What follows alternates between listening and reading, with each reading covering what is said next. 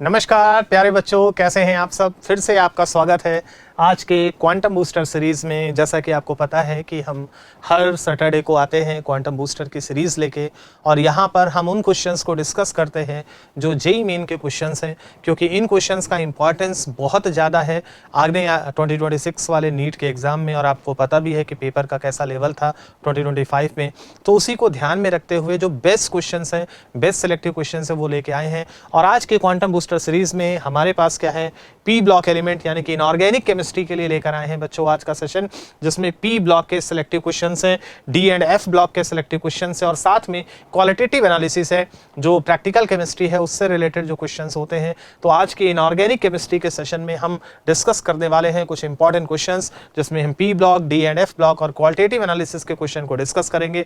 तो जुड़े रहिएगा लास्ट तक, क्योंकि बहुत अच्छे अच्छे क्वेश्चन हम लेके आएंगे जहाँ कॉमन मिस्टेक्स होती है। तो ज़्यादा देर नहीं करते और शुरू करते हैं बच्चों आज के क्वांटम बूस्टर सीरीज में, और स्टार्ट करते हैं बच्चों पहला क्वेश्चन। तो चलिए देखते हैं पहला क्वेश्चन। ये सवाल आपके सामने है। आपको पता है कि अगर पी ब्लॉक हमको समझना है तो केमिकल बॉन्डिंग और पीरियोडिक टेबल से बहुत ज़्यादा कनेक्टेड होता है चैप्टर। तो डेफिनेटली पीरियोडिक टेबल और बॉन्डिंग के कॉन्सेप्ट्स आपके क्लियर होने चाहिए। वो क्लियर है तो भी पी ब्लॉक के सवाल बहुत आसानी से लग जाते हैं। ऐसा नहीं है कि चीज़ें हमें याद करनी है, हम बिना याद किए हुए भी बहुत सारे सवालों के आंसर दे सकते हैं। और आज हम यही सीखने वाले हैं कि कैसे हम सवाल का आंसर देंगे। तो बच्चों सबसे पहला क्वेश्चन आपके सामने है। ये क्वेश्चन क्या कह रहा है, which of the following oxo acids of sulphur contains sulphur in two different oxidation state, right.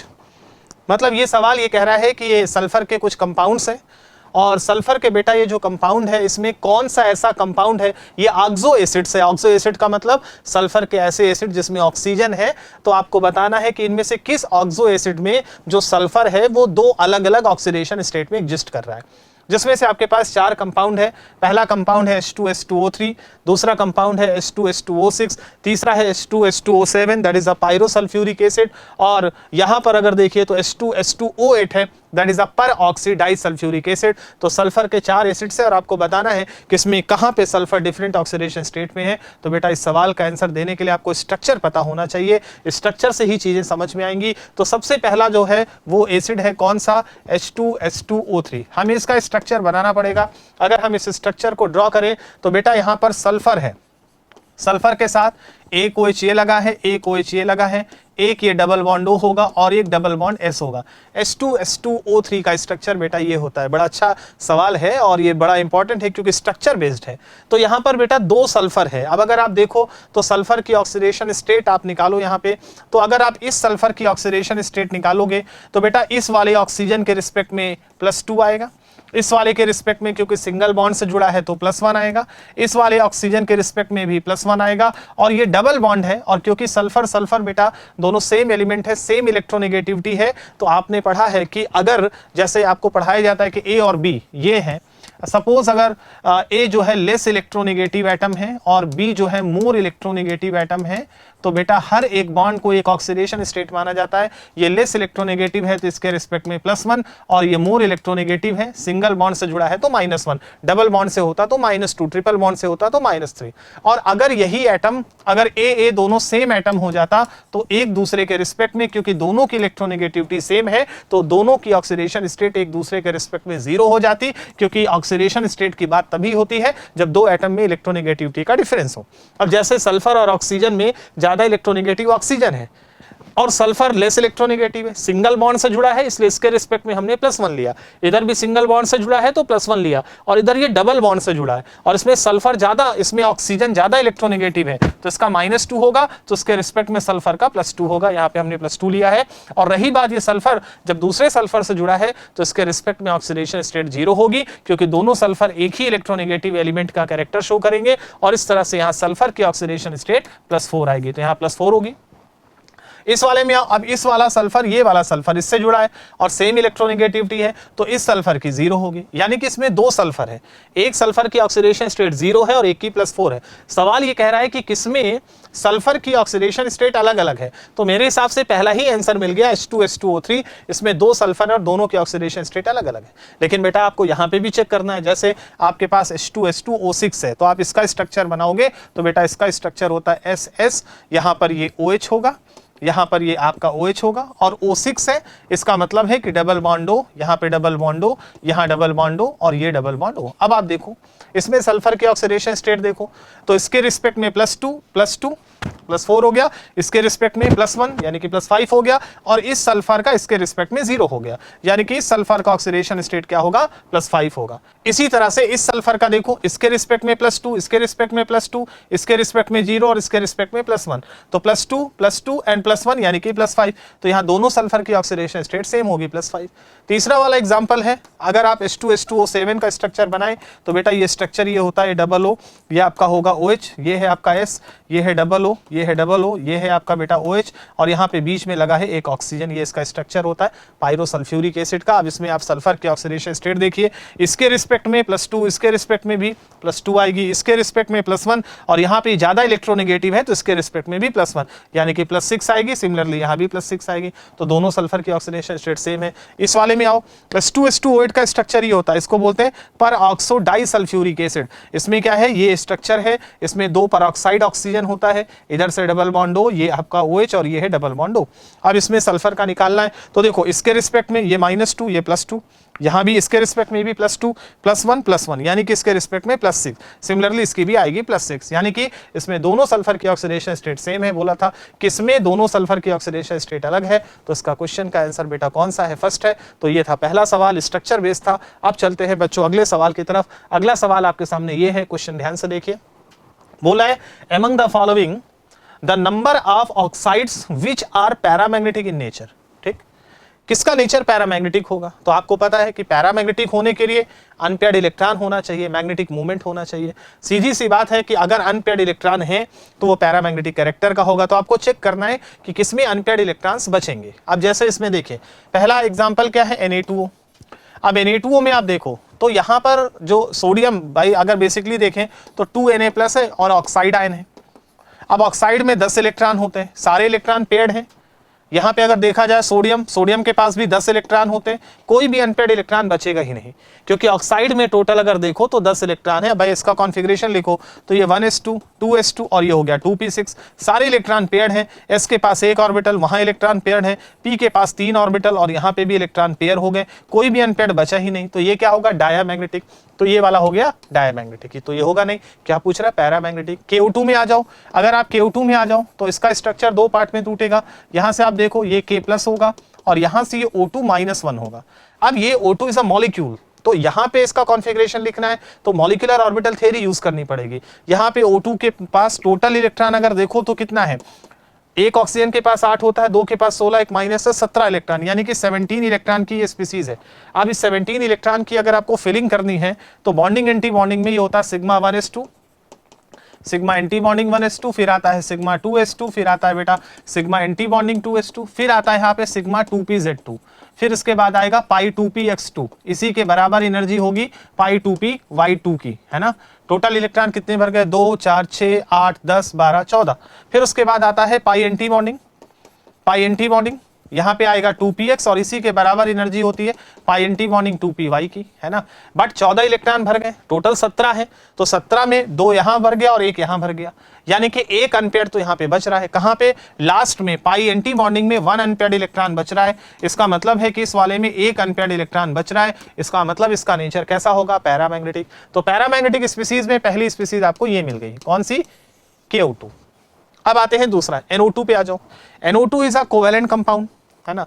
NO2 covalent compound, आप इसका स्ट्रक्चर बनाओ तो ये होता है N डबल बॉन्ड O, ये होता है O, ऑक्सीजन के पास है 6 इलेक्ट्रॉन, एक लोन पेयर इसको ये डोनेट कर देता है, ठीक। यहाँ पे देखो सारे इलेक्ट्रॉन यहाँ भी पेयर्ड हैं, सारे इलेक्ट्रॉन यहाँ पेयर्ड हैं। नाइट्रोजन के पास होते हैं 5 इलेक्ट्रॉन आउटर शेल में, 5 में से अगर आप देखो तो 4 शेयरिंग में पार्ट ले रहे हैं, 1 इलेक्ट्रॉन बचेगा, यानी कि एक अनपेयर्ड यहाँ पे बचेगा। अब अगर एक अनपेयर्ड इलेक्ट्रॉन यहाँ बच रहा है तो इसका मतलब है किसका भी नेचर पैरामैग्नेटिक होगा। इसका मतलब दूसरा ऑप्शन आपको कौन सा मिल गया, NO2, this is the paramagnetic. तीसरा ऑप्शन अगला कौन सा, N2O। अगर आप N2O का स्ट्रक्चर बनाओ तो N2O का जो स्ट्रक्चर होता है बेटा वो ये होता है N triple bond N and this is O, O के पास होता है लोन पेयर, यहाँ पे ये पेयर इसको डोनेट करता है, ये N2O का स्ट्रक्चर है। अब आप देखो कि नाइट्रोजन के पास 5 होते हैं, 3 शेयरिंग में पार्ट ले, 1 पेयर यहाँ बच रहा है। ये पेयर था डोनेट हो गया, यहाँ भी सारे इलेक्ट्रॉन पेयर्ड है, मतलब कोई भी अनपेयर्ड इलेक्ट्रॉन यहाँ नहीं बच रहा, इसका मतलब इसका नेचर डायमैग्नेटिक होगा, पैरामैग्नेटिक नहीं होगा। फिर आते हैं अगला एग्जांपल कौन सा, ClO2। अब आप ClO2 के स्ट्रक्चर में आओ, तो जो ClO2 है उसका स्ट्रक्चर आप बनाते हो तो बेटा ये Cl है, ये डबल बॉन्ड O है, और यहाँ पर एक पेयर इसको डोनेट करेगा ऑक्सीजन को, ठीक है। अब क्लोरीन के पास 7 इलेक्ट्रॉन होते हैं, 7 में से अगर आप देखो तो 2 इधर से और 2 इधर से, ये 4 इलेक्ट्रॉन तो गए इसके पास, राइट। ये टोटल 7 होते हैं, 7 में से 4 ने पार्ट लिया तो यहाँ पे बेटा 3 बचेंगे, है ना। ये 3 इलेक्ट्रॉन बचना, अब 3 बचने का मतलब क्या हुआ कि एक अनपेयर्ड तो बच ही रहा है, 3 का मतलब एक अनपेयर्ड बचेगा, इसका मतलब है इसका नेचर भी पैरामैग्नेटिक होगा। फिर आते हैं NO के स्ट्रक्चर में, जो NO है वो क्या होगा, NO का स्ट्रक्चर बेटा सीधा सीधा ये होगा। ऑक्सीजन के पास 6 होते हैं, 2 मिल गए 8 हो गया, नाइट्रोजन के पास 5 होते हैं, 2 शेयरिंग में पार्ट ले रहे हैं तो 3 बचेंगे, 3 का मतलब फिर से एक अनपेयर्ड इलेक्ट्रॉन यहाँ पे बचेगा, है ना, एक अनपेयर्ड बच रहा है, इसका मतलब इसका नेचर भी पैरामैग्नेटिक होगा, ये हो गया। फिर आते हैं SO2 में, सल्फर डाइऑक्साइड। सल्फर डाइऑक्साइड का बेटा स्ट्रक्चर ये होता है S double bond O double bond O। Sulphur के पास टोटल 6 इलेक्ट्रॉन होते हैं, 4 शेयरिंग में पार्ट ले रहा है, एक पेयर बच रहा है, यानी कि सारे इलेक्ट्रॉन पेयर्ड है, तो ये डायमैग्नेटिक होगा। फिर आपके पास आता है Cl2O। अगर आप Cl2O का स्ट्रक्चर बनाओ तो Cl2O का स्ट्रक्चर बनाओगे बेटा तो ये बनेगा O, ये होगा Cl, ये होगा Cl। ऑक्सीजन के पास 6 होते हैं, 2 शेयरिंग में पार्ट ले रहे हैं, अब 2 शेयरिंग में पार्ट ले रहे हैं तो टोटल इसके पास क्या, कोई अनपेयर्ड तो बचा नहीं। क्लोरीन के पास 7 इलेक्ट्रॉन होते हैं, एक शेयरिंग में पार्ट ले रहे हैं तो 6 बच रहे हैं, तो कोई अनपेयर्ड यहाँ भी नहीं बच रहा, इसका मतलब ये भी डायमैग्नेटिक होगा। तो बोला है कि कितनी स्पीसीज जो है वो पैरामैग्नेटिक कैरेक्टर की होगी। पैरामैग्नेटिक का मतलब अनपेयर्ड इलेक्ट्रॉन होना चाहिए, और टोटल कितनी स्पीसीज आपको पैरामैग्नेटिक दिख रही है, 1 2 3 एंड 4, यानी कि 4 स्पीसीज जो है उसका नेचर पैरामैग्नेटिक होगा। इसका मतलब इंटीजर टाइप का क्वेश्चन है और इसका करेक्ट आंसर कौन सा होगा, 4th होगा। तो ये भी अगर आप देखो तो बॉन्डिंग से रिलेटेड ही सवाल है, एक तरह से कहने को पी ब्लॉक है लेकिन है तो बॉन्डिंग से ही रिलेटेड, चीजों को सही से बस समझना जरूरी है। फिर चलते हैं बच्चों अगले सवाल की तरफ। ये क्वेश्चन आपके सामने है, बड़ा इंटरेस्टिंग सा सवाल है, देखते हैं सवाल क्या कह रहा है। सवाल कह रहा है कि कंसीडर द फॉलोइंग रिएक्शन, जिसमें ए है, ए कोई कंपाउंड है, उसकी रिएक्शन एल्कली से करा रहे हैं। एल्कली का मतलब सोडियम हाइड्रोक्साइड, स्ट्रॉन्ग बेस या पोटेशियम हाइड्रोक्साइड से करा रहे हैं। यहां से बी बन रहा है, b as a major product. बोला बी मेजर प्रोडक्ट है, आप इसको बहुत ध्यान से समझिएगा, मेजर प्रोडक्ट है। If b is an oxo acid of phosphorus, बोल रहा है कि जो बी बन रहा है वो फास्फोरस का एक ऑक्सो एसिड है, ठीक है। बी जो है वो ऑक्सो एसिड ऑफ फास्फोरस है, ठीक है, फास्फोरस का ऑक्सो एसिड है, विथ नो पीएच बॉन्ड, जिसमें कोई भी पीएच बॉन्ड नहीं होता, जिसमें कोई भी पीएच बॉन्ड नहीं होना चाहिए। तो ए क्या होगा, है ना, ए क्या होना चाहिए। तो पहले तो बी समझो कि फास्फोरस का एक ऑक्सो एसिड है जिसमें कोई भी पीएच बॉन्ड नहीं है। तो देखो फास्फोरस के कई सारे एसिड्स होते हैं, जैसे देखो पहला एसिड होता है H3PO2, hypophosphorous acid. Hypophosphorous acid का स्ट्रक्चर होता है P डबल बॉन्ड O, ये होता है बेटा OH, ये होता है OH और ये H। इसमें पीएच बॉन्ड होता है, ये देखो ये पीएच बॉन्ड है यहां पे, तो ये इस ऑक्सो एसिड में पीएच बॉन्ड एग्जिस्ट करता है, ठीक। इसी तरह से दूसरा होता है H3PO3, है ना, H3PO3, इसको बोलते हैं आर्थोफास्फोरस एसिड। जब आप इसका स्ट्रक्चर बनाते हैं तो इसका स्ट्रक्चर होता है ये OH, दिस इज OH और H, तो इसमें भी पीएच बॉन्ड होता है। बोला जा रहा है किसमें पीएच बॉन्ड नहीं होता, मतलब बी ऐसा बनेगा जिसमें पीएच बॉन्ड नहीं होना चाहिए, ठीक। तीसरा, फास्फोरस का एक एसिड होता है H3PO4, इसको क्या बोलते हैं, आर्थोफास्फोरिक एसिड। ये है आर्थोफास्फोरस और ये है आर्थोफास्फोरिक एसिड। अगर आप इसका स्ट्रक्चर बनाते हैं तो ये है POO, ये है OH, ये है OH और ये है OH। इसकी बेसिसिटी 3 होती है और इसमें कोई भी पीएच बॉन्ड नहीं होता, तो इसमें कोई भी पीएच बॉन्ड नहीं, तो एक तो बी आपका, एक तो ये हो सकता है। अच्छा, फास्फोरस के कुछ और एसिड्स भी होते हैं, जैसे देखो फास्फोरस का एक और एसिड होता है, क्या नाम है, H4P2O6, इसको बोलते हैं हाइपोफास्फोरिक एसिड। ये बोला जाता है हाइपोफास्फोरिक एसिड, ध्यान से समझिएगा। ये हाइपोफास्फोरिक एसिड क्या है, इसका स्ट्रक्चर ये होता है H4P2O6 है, ठीक है ना। अब आप ध्यान से समझिएगा, तो यहां पर इसका स्ट्रक्चर बेटा ये OH, ये होता है OH, ये होता है OH, यहां पे सॉरी ये आपका हो गया डबल बॉन्ड ये, फिर आपका ये होता है P, ये होता है आपका OH, ये होता है आपका OH और ये है डबल बॉन्ड ये। H4P2O6 का स्ट्रक्चर ये होता है। और इसमें अगर आप देखो तो POH बॉन्ड है, PH बॉन्ड नहीं है, इसमें भी कोई PH बॉन्ड नहीं होता। तो मतलब आपको पहले ये देखना है कि कौन सा ऐसा B क्या बनना चाहिए। तो B डेफिनेटली B ये नहीं हो सकता, B ये नहीं हो सकता, B ये हो सकता है, B ये हो सकता है, या ऐसा ही कोई एसिड हो सकता है। अब आपको बोल रहा है कि इनमें से कौन सा ऐसा A पूछ रहा है, तो बोला A क्या होगा, तो A इनमें से क्या हो सकता है ये देखना पड़ेगा। मतलब एक तरह से इनऑर्गेनिक केमिस्ट्री की रिएक्शन है P ब्लॉक में, जिसमें फास्फोरस और उसके कंपाउंड की रिएक्शन जब हम एल्कली से कराते हैं तो प्रोडक्ट क्या बनता है उसकी बात हो रही है। तो अब आपको समझना पड़ेगा, सबसे पहले है कि जब व्हाइट फास्फोरस एल्कली से रिएक्शन करता है तो क्या होता है। तो देखिए रिएक्शन बहुत बार पढ़ाई जाती है और बड़ी इंपॉर्टेंट रिएक्शन होती है।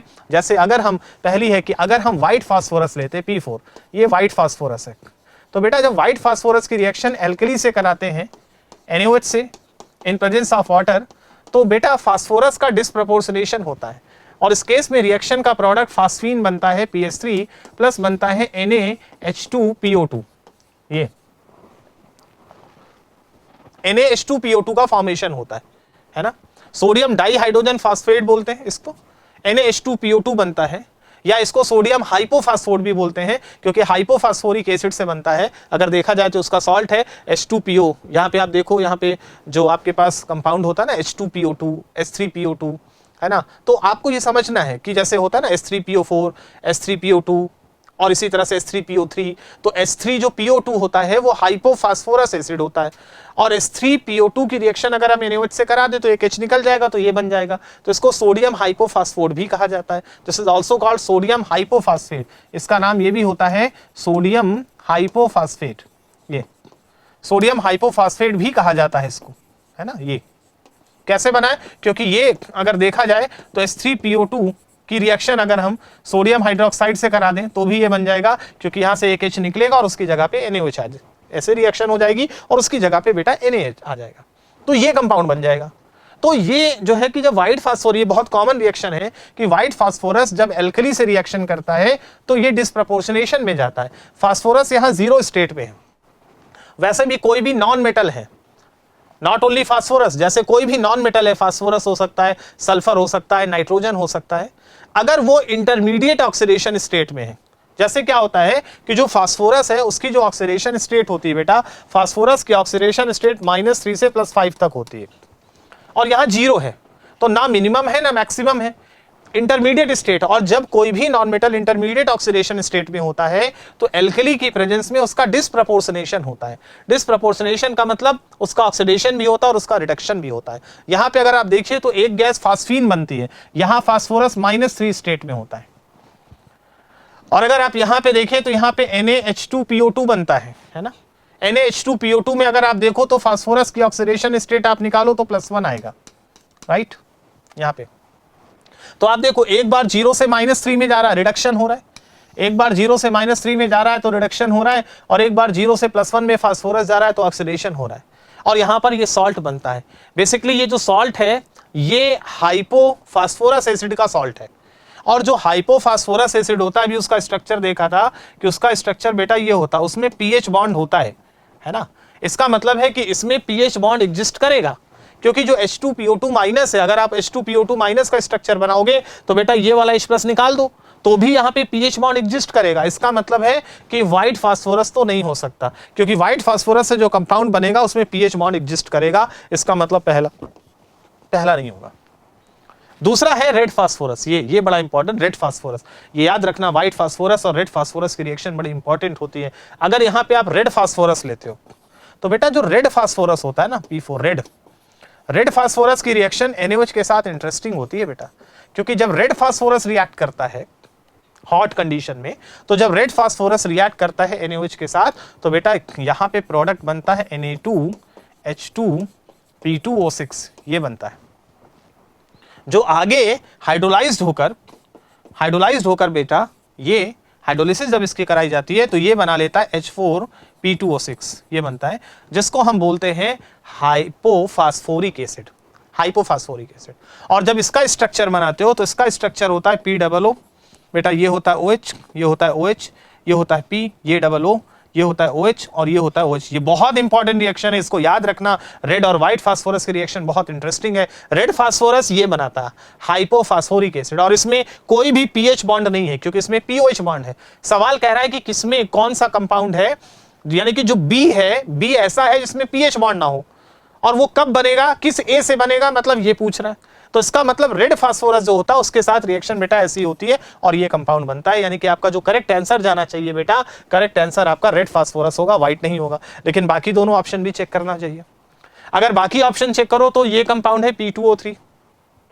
P2O3 की रिएक्शन आप किससे करा सकते हैं, सोडियम हाइड्रोक्साइड से करा सकते हैं। और चौथा ऑप्शन है H3PO3। अब H3PO3 तो अपने आप में एसिड ही है ना। आपको पता है कि जो H3PO3 है, अगर आप उसका स्ट्रक्चर बनाओ तो बेटा ये होता है POO, ये OH है, ये PH है, ये डबल O है ना। यहाँ पे ये होता है इस तरह से OH। तो इसमें एक PH बॉन्ड तो है ही, अपने आप में एक ऑक्सो एसिड है। बोल रहा है कि यहाँ से यहाँ से देखो B is an oxo acid of phosphorus. तो बेटा ये तो अपने आप में ऑक्सो एसिड है, और इसमें अगर देखा जाए तो पीएच बॉन्ड तो होता ही है। इसका मतलब ये वाला ऑप्शन भी नहीं हो सकता। अब आपके पास क्या बचता है, P2O3 की रिएक्शन कराना है ना। अगर आप P2O3 की रिएक्शन सोडियम हाइड्रोक्साइड से कराते हो तो प्रोडक्ट क्या बनेगा वो देखना पड़ेगा कि P2O3 की रिएक्शन क्या होती है। तो चलिए इसको देखते हैं। तो देखो होता क्या है कि P2O3 को अगर देखा जाए तो ये P4O6 के फॉर्म में एग्जिस्ट करता है। और बेटा जब हम P4O6 की रिएक्शन NaOH से कराते हैं एक्सेस में, तो प्रोडक्ट बनता है Na3PO3, ये सोडियम फास्फाइड, ये बनता है सोडियम फास्फाइड। और बेटा ये आपका सोडियम फास्फाइड बना। अब अगर सोडियम फास्फाइड देखो तो यहां पर आगे चलकर अगर आप इसकी हाइड्रोलिसिस कराते हो तो हाइड्रोलिसिस कराने के बाद आपको जो प्रोडक्ट मिलेगा वो H3PO3 मिलेगा, है ना। और H3PO3 में पीएच बॉन्ड होता है, अभी आपने देखा ये H3PO3 में पीएच बॉन्ड होता है। इसका मतलब ये ऑप्शन भी नहीं होगा। तो बड़ा अच्छा सवाल है बेटा, इसको ध्यान से समझना। रेड फास्फोरस, व्हाइट फास्फोरस की रिएक्शन, P2O3 की रिएक्शन, P4O10 की रिएक्शन NaOH के साथ, तो ये बड़ी अच्छी रिएक्शंस होती है। इसको बहुत ही क्लियरली समझना है। तो बेटा ये तीसरा क्वेश्चन था and very interesting question. Now next question की तरफ चलते हैं। अगला क्वेश्चन कह रहा है द इनकरेक्ट स्टेटमेंट इज, बोल रहा है कि इसमें से कौन सा स्टेटमेंट गलत है। जिसमें से पहला स्टेटमेंट कह रहा है कि F2 is more reactive than ClF। देखो जो ClF है वो एक इंटर हैलोजन कंपाउंड है जिसमें क्लोरीन और फ्लोरीन के बीच में बॉन्ड बना है। फ्लोरीन मोर इलेक्ट्रोनेगेटिव, इसमें माइनस और इस पर प्लस है, और इसका नेचर पोलर है, ये पोलर है, ठीक है। बॉन्ड रिलेटिवली स्ट्रांग होगा। लेकिन अगर मैं F2 की बात करूं तो फ्लोरीन का साइज तो बहुत छोटा है, लेकिन फ्लोरीन का साइज तो बहुत छोटा है, इसकी वजह से यहां इलेक्ट्रॉन की डेंसिटी बहुत हाई होती है ना भाई। छोटा साइज है और इलेक्ट्रॉन इसके आउटर शेल में 7 है। तो भाई एक 10 साल का लड़का उसको एक रोटी खिलाओ, एक 4 साल का लड़का उसको एक रोटी खिलाओ, तो ज्यादा रोटी इफेक्टिव कहां होगी, 4 साल के लड़के पे। तो सिमिलरली फ्लोरीन छोटा है और इलेक्ट्रॉन है 7, तो इलेक्ट्रॉन की डेंसिटी है बहुत हाई। इलेक्ट्रॉन की डेंसिटी बहुत हाई होने की वजह से इनके इलेक्ट्रॉनों के बीच में एक इंटर इलेक्ट्रॉनिक रिपल्शन होता है। और बेटा इंटर इलेक्ट्रॉनिक जो रिपल्शन होता है, उस रिपल्शन के कारण, जो रिपल्शन होता है इंटर इलेक्ट्रॉनिक रिपल्शन के कारण, ये बॉन्ड बहुत आसानी से टूट जाता है। और इसीलिए F2 जो है वो ClF से भी ज्यादा रिएक्टिव होता है। अब आपको लग रहा है सर साइज छोटा है तो बॉन्ड मजबूत होना चाहिए, लेकिन इंटर इलेक्ट्रॉनिक रिपल्शन की वजह से ये बॉन्ड आसानी से टूटने लगता है क्योंकि इसको सपोर्ट मिल रहा है, रिपल्सन हो रहा है। तो फ्लोरीन जो है इसकी तुलना में ज्यादा रिएक्टिव है, और इसलिए जो पहला ऑप्शन है वो करेक्ट है। दूसरा कह रहा है कि fluorine is stronger oxidising agent than chlorine in aqueous solution. बिल्कुल सही बात है भाई। अगर एक्वस सोल्यूशन में दोनों है तो फ्लोरीन और क्लोरीन, भाई ऑक्सीडाइजिंग एजेंट का मतलब क्या हुआ, जो आसानी से इलेक्ट्रॉन ले पाए, जिसका खुद का रिडक्शन हो। अब फ्लोरीन तो ज्यादा इलेक्ट्रोनेगेटिव है क्लोरीन से, तो फ्लोरीन के इलेक्ट्रॉन लेने का नेचर तो डेफिनेटली क्लोरीन से ज्यादा होगा, फ्लोरीन का रिडक्शन ज्यादा आसानी से होगा, और इसलिए फ्लोरीन एक अच्छा ऑक्सीडाइजिंग एजेंट होगा। इलेक्ट्रोकेमिकल सीरीज में भी पढ़ाया जाता है कि पूरी सीरीज में फ्लोरीन का स्टैंडर्ड रिडक्शन पोटेंशियल सबसे ज्यादा पॉजिटिव होता है, प्लस 2.80 के आसपास, और ये बहुत अच्छा ऑक्सीडाइजिंग एजेंट होता है। तो दूसरा ऑप्शन भी सही है। तीसरा बोल रहा है on hydrolysis of ClF HOCl and HF obtain. मतलब ये कि अगर हम Cl और F की रिएक्शन हाइड्रोलिसिस करा दें बेटा तो क्या बनना चाहिए। तो देखो इस पे माइनस आएगा, इस पे प्लस आएगा। अब अगर बेसिक तरीके से आप सोचो तो बेसिक तरीके से ये इस पर माइनस है ना। तो अगर एक जनरल तरीके से सोचो तो ये वाटर में दो पार्ट है, H+ और OH-, तो ये प्लस वाला पार्ट इससे जुड़ेगा, माइनस वाला पार्ट इससे जुड़ेगा, यानी कि प्रोडक्ट आपका क्या बन गया, HF बन जाएगा प्लस HOCl बन जाएगा। तो इसका मतलब है तीसरा ऑप्शन भी करेक्ट है, हाइपोक्लोरस एसिड और हाइड्रोजन फ्लोराइड बनेगा। चौथा ऑप्शन कह रहा है कि chlorine is more reactive than ClF। Fluorine तो ClF से ज्यादा रिएक्टिव, ये सही है, लेकिन क्लोरीन के साथ ऐसा नहीं होगा बेटा, क्योंकि क्लोरीन और ClF में देखो होता क्या है कि यहां इंटर इलेक्ट्रॉनिक रिपल्शन उतना ज्यादा नहीं है, क्योंकि क्लोरीन का साइज बड़ा होता है, इसलिए बॉन्ड उतनी आसानी से नहीं टूटेगा जितनी आसानी से ये बॉन्ड टूट जाएगा। क्योंकि अब यहां पर देखा जाए तो इंटर इलेक्ट्रॉनिक रिपल्शन क्लोरीन और फ्लोरीन के बीच में, फ्लोरीन का साइज छोटा है तो रिपल्शन ज्यादा होगा और इसलिए ये बॉन्ड आसानी से टूट जाएगा। लेकिन अगर यहां F2 होता, अगर F2 होता तो दोनों FF हो जाते तो बॉन्ड वीक हो जाता, लेकिन ClF, Cll और अगर FF होता तो सबसे वीकेस्ट बॉन्ड होता FF का, फिर ClF का और फिर Cl2 का। इसका मतलब है कि इन दोनों में ये ज्यादा रिएक्टिव है, क्योंकि हाई इंटर इलेक्ट्रॉनिक रिपल्शन होगा। तो बोला Cl2 is more reactive than ClF, ये गलत है, क्योंकि ClF ज्यादा रिएक्टिव है। इसका मतलब ये वाला स्टेटमेंट गलत है बेटा, यहां fourth option is incorrect option, right. तो अच्छा सवाल है, इंटर हेलोजन कंपाउंड का सवाल है, तो ऐसे सवाल आपको क्लियर होने चाहिए बेटा। फिर आते हैं अगले सवाल की तरफ, और ये थोड़ा मेमोरी बेस्ड है, बट आप पढ़ते हैं इस क्वेश्चन को तो बहुत ध्यान से देखिएगा। इसमें बोल रहा है match the list 1 with list 2, Deacon process, contact process, cracking of hydrocarbon and hydrogenation of vegetable oil. इनके लिए कौन सा कैटलिस्ट यूज हो रहा है, मतलब इनमें से कौन सी चीज कहाँ यूज होती है, ये आपको चेक करना है। तो सबसे पहली चीज है डीकन प्रोसेस। डीकन प्रोसेस आप नोबेल गैस फैमिली से पहले जो हैलोजन फैमिली आती है, 17th ग्रुप आता है, वहाँ पे पढ़ते हैं कि डीकन प्रोसेस का यूज जो है वो क्लोरीन बनाने के लिए होता है। और क्लोरीन कैसे बनता है, जो डीकन प्रोसेस है उसमें क्या होता है कि जो हाइड्रोक्लोरिक एसिड है इसका ऑक्सीडेशन कराया जाता है, और इस ऑक्सीडेशन के लिए हम कैटलिस्ट यूज करते हैं CuCl2। और जब ये कैटलिस्ट यूज होता है तो जो Cl- है वो ऑक्सीडाइज होकर Cl2 बना लेता है, क्लोरीन गैस बन जाती है, और प्लस यहाँ से H2O का फॉर्मेशन होता है, और इस तरह से ऑक्सीडेशन ऑफ HCl होता है। तो यहाँ पे क्या होता है, कैटलिस्ट जो है CuCl2 यूज होता है। अब इसको याद रखना है, क्योंकि NCERT में जो रिएक्शंस हैं, जो कैटलिस्ट हैं, उन्हीं लाइन से उठा के सवाल बनते हैं, तो आपको बहुत क्लियरली समझना है, ये क्लियरली मैंशनड है। तो इसके लिए जो प्रोसेस है उसके लिए कैटलिस्ट है CuCl2। दूसरा है कॉन्टैक्ट प्रोसेस, ये बहुत ही फेमस प्रोसेस आप पढ़ते हैं, सल्फ्यूरिक एसिड बनाने के लिए कॉन्टैक्ट प्रोसेस यूज होता है। और कॉन्टैक्ट प्रोसेस में क्या होता है कि सल्फर डाइऑक्साइड का ऑक्सीडेशन कराया जाता है, और इसके ऑक्सीडेशन से सल्फर ट्राइऑक्साइड मिलता है, फिर इसकी हाइड्रोलिसिस करा के सल्फ्यूरिक एसिड बनाया जाता है, इसको वाटर के थ्रू पास किया जाता है। लेकिन SO2 से जब हाफ O2 से SO3 बनता है तो इस पूरे प्रोसेस में, इस ऑक्सीडेशन प्रोसेस में कैटलिस्ट यूज होता है, that is a V2O5, vanadium pentoxide. Contact process का कैटलिस्ट होता है वेनेडियम पेंटाऑक्साइड। अब आपको कॉन्टैक्ट प्रोसेस पता होना चाहिए, सल्फ्यूरिक एसिड बनाने का इंडस्ट्रियल मेथड होता है, और इसका कैटलिस्ट जो है V2O5 होता है, यानी कि इसका वेनेडियम पेंटाऑक्साइड हो गया। तीसरा है क्रैकिंग ऑफ हाइड्रोकार्बन। हाइड्रोकार्बन की क्रैकिंग मतलब हाइड्रोकार्बन को छोटे छोटे पार्ट में ब्रेक करते हैं, बड़े बड़े लॉन्ग चेन हाइड्रोकार्बन को जब हम ब्रेक करते हैं छोटे छोटे हाइड्रोकार्बन में, तो इस प्रोसेस को क्रैकिंग कहा जाता है। और क्रैकिंग का जो प्रोसेस होता है, इसमें जो कैटलिस्ट है वो यूज होता है ZSM5, है ना, जियोलाइट सेफ सिलेक्टिव कैटलिस्ट होता है ZSM5, ये हम कैटलिस्ट में भी पढ़ते हैं। और ZSM5 का यूज होता है हाइड्रोकार्बन की क्रैकिंग के लिए, राइट।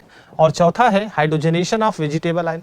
बेसिकली जो वेजिटेबल ऑयल है उसका हाइड्रोजनेशन कराते हैं। तो ये आपको पता है कि हम एल्कीन का हाइड्रोजनेशन करा के एल्केन बनाते हैं, अनसैचुरेटेड हाइड्रोकार्बन को सैचुरेटेड हाइड्रोकार्बन में कन्वर्ट करते हैं। तो कैटलिस्ट जो है वो निकेल यूज होता है, यानी कि इसका करेक्ट आंसर ये होगा। यानी कि आपको पूरा कॉलम मिल गया। अब यहाँ से देखिए कि जो फर्स्ट है, अगर आप देखिए जो फर्स्ट है उस फर्स्ट का कौन सा ऑप्शन होगा, फर्स्ट का सेकंड होगा, राइट। जो सेकंड वाला है उसका कौन सा होगा, कॉन्टैक्ट प्रोसेस, यानी कि इसका फोर्थ आ रहा है, राइट। फिर जो थर्ड है उस थर्ड में देखिए, तो थर्ड वाले में क्रैकिंग ऑफ हाइड्रोकार्बन, इसका फर्स्ट आ रहा है, और जो फोर्थ है उस फोर्थ वाले में फोर्थ वाले का थर्ड आ रहा है। तो अब आपको मिला लेना है, बहुत आसानी से मिल जाएगा। तो आप देखिए यहाँ पे ऑप्शन चेक करिए कि जो ए है, ए का कौन सा है सेकंड, बी का कौन सा फोर्थ, सी का फर्स्ट और डी का थर्ड, यानी कि ये सेकंड ऑप्शन इसका करेक्ट ऑप्शन है।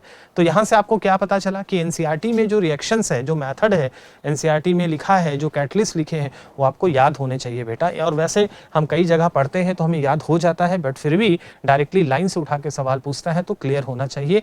फिर आते हैं अगले सवाल पे। अगला सवाल आपके पास ये है, यहाँ पे देखिए स्टेटमेंट दिया है। इस स्टेटमेंट को देखिए तो बोला है given below are two statement. Statement 1 है alpha and beta alpha and beta of sulphur can change reversibly between themselves with slow heating और स्लो कूलिंग। ये स्टेटमेंट है अल्फा एंड बीटा फॉर्म। और दूसरा दिया है at room temperature the stable crystalline form of sulphur is monoclinic sulphur. ठीक है, basically आप सल्फर के दो एलोट्रॉप पढ़ते हैं। सल्फर का जो एलोट्रॉप होता है वो दो होता है, एक होता है रोहम्बिक सल्फर, और एक होता है मोनोक्लिनिक सल्फर। ठीक है, ये सल्फर के दो एलोट्रॉपिक फॉर्म होते हैं, monoclinic sulphur. Normally room temperature या 95 डिग्री सेल्सियस या उससे कम पर 95.5 डिग्री सेल्सियस या उससे कम पर रोहम्बिक सल्फर स्टेबल होता है, और जब टेम्परेचर 95 डिग्री सेल्सियस से ज़्यादा होता है तो मोनोक्लिनिक सल्फर स्टेबल होता है। मतलब रूम टेम्परेचर का मतलब क्या हुआ, 95 से कम। तो रूम टेम्परेचर पे कौन सा फॉर्म स्टेबल होता है, रोहम्बिक, ना कि monoclinic. Monoclinic form high temperature पर स्टेबल होता है। इसका मतलब कि अगर हम टेम्परेचर को चेंज करते हैं, लो टेम्परेचर से हाई टेम्परेचर पे जाएं या हाई से लो पर जाएं, तो इन दोनों फॉर्म को एक दूसरे में कन्वर्ट किया जा सकता है, राइट। दोनों बातें हैं। तो यहाँ पे पहला फॉर्म क्या कह रहा है कि alpha and beta of sulphur can change reversibly between themselves with slow heating और स्लो कूलिंग। मतलब टेम्परेचर चेंज करने पर एक दूसरे फॉर्म में कन्वर्ट किया जा सकता है। ये अल्फा फॉर्म, ये बीटा फॉर्म, तो एक दूसरे को कन्वर्ट किया जा सकता है। तो पहला ऑप्शन तो बिल्कुल सही है। दूसरा कह रहा है कि eight room temperature the stable crystalline form of sulphur is monoclinic. ये गलत है, क्योंकि रूम टेम्परेचर पे रोहम्बिक सल्फर स्टेबल होता है, ना कि मोनोक्लिनिक। क्योंकि मोनोक्लिनिक तो स्टेबल होता है वेरी हाई टेम्परेचर 95 डिग्री से ऊपर पे। तो इसका मतलब दूसरा स्टेटमेंट गलत है।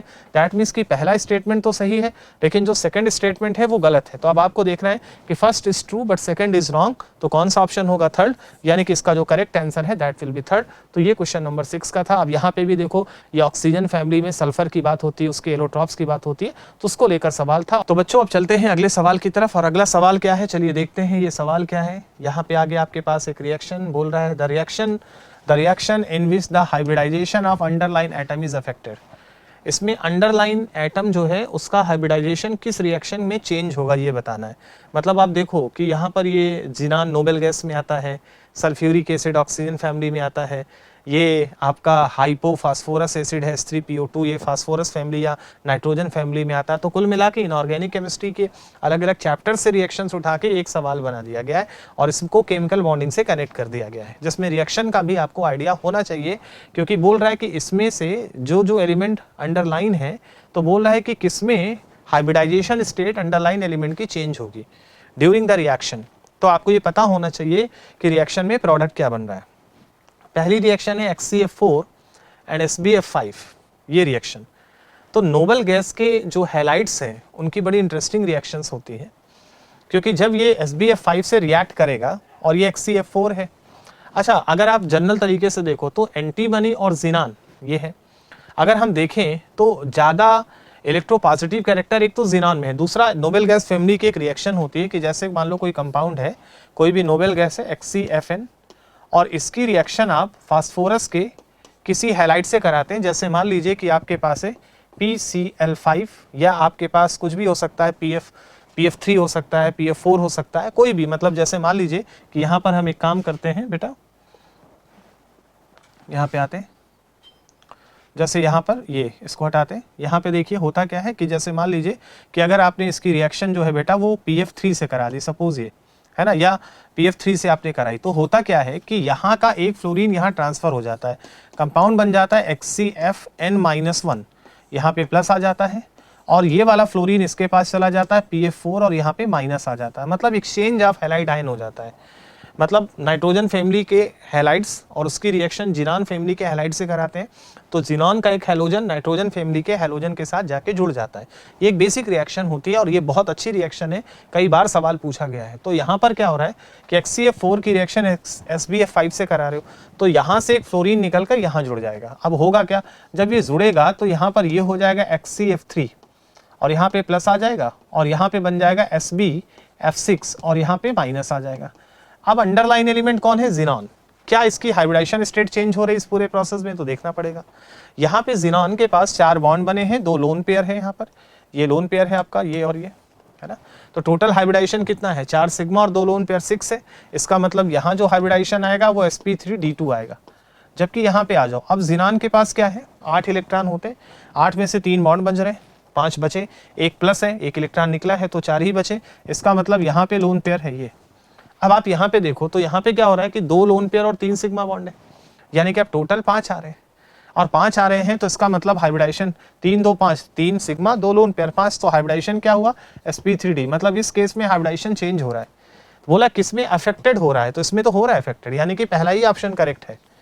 बट बाकी भी चेक करते हैं, जैसे H2SO4 और NaCl की रिएक्शन कराओगे तो सिंपली यहाँ से प्रोडक्ट क्या बनेगा, NaHSO4, यहाँ पे सोडियम हाइड्रोजन सल्फेट, और प्लस यहाँ पे क्या बनेगा HCl। अब क्या यहाँ पर आपको देखना है कि क्या यहाँ पर रिएक्शन में कोई चेंजेस आ रहे हैं, है ना, और क्या हाइब्रिडाइजेशन स्टेट चेंज हो रही है, ये आपको थोड़ा से चेक करना पड़ेगा।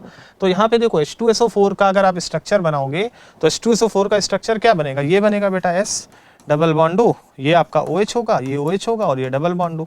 तो यहाँ सल्फर का हाइब्रिडाइजेशन क्या है, sp3 है, और इधर क्या है NaHSO4 माइनस बन रहा है, तो HSO4 माइनस का स्ट्रक्चर बनाओ तो बेटा ये OH हो जाएगा, ये O माइनस होगा, ये डबल O, है ना। अभी भी सल्फर sp3 ही है, यानी कि दोनों तरफ यहाँ भी सल्फर sp3 है और यहाँ भी sp3 है, मतलब यहाँ हाइब्रिडाइजेशन में चेंज नहीं आ रहा, इसका मतलब ये ऑप्शन नहीं होगा। तीसरा क्या है, तीसरा है हाइपोफास्फोरस एसिड।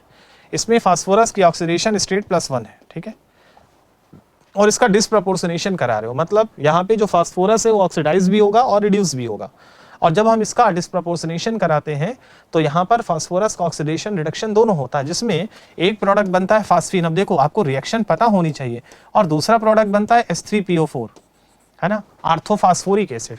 एक तो प्रोडक्ट फास्फीन बनता है जिसमें फास्फोरस -3 में आ जाता है, और एक प्रोडक्ट बनता है H3PO4 जिसमें फास्फोरस +5 स्टेट में आ जाता है ना।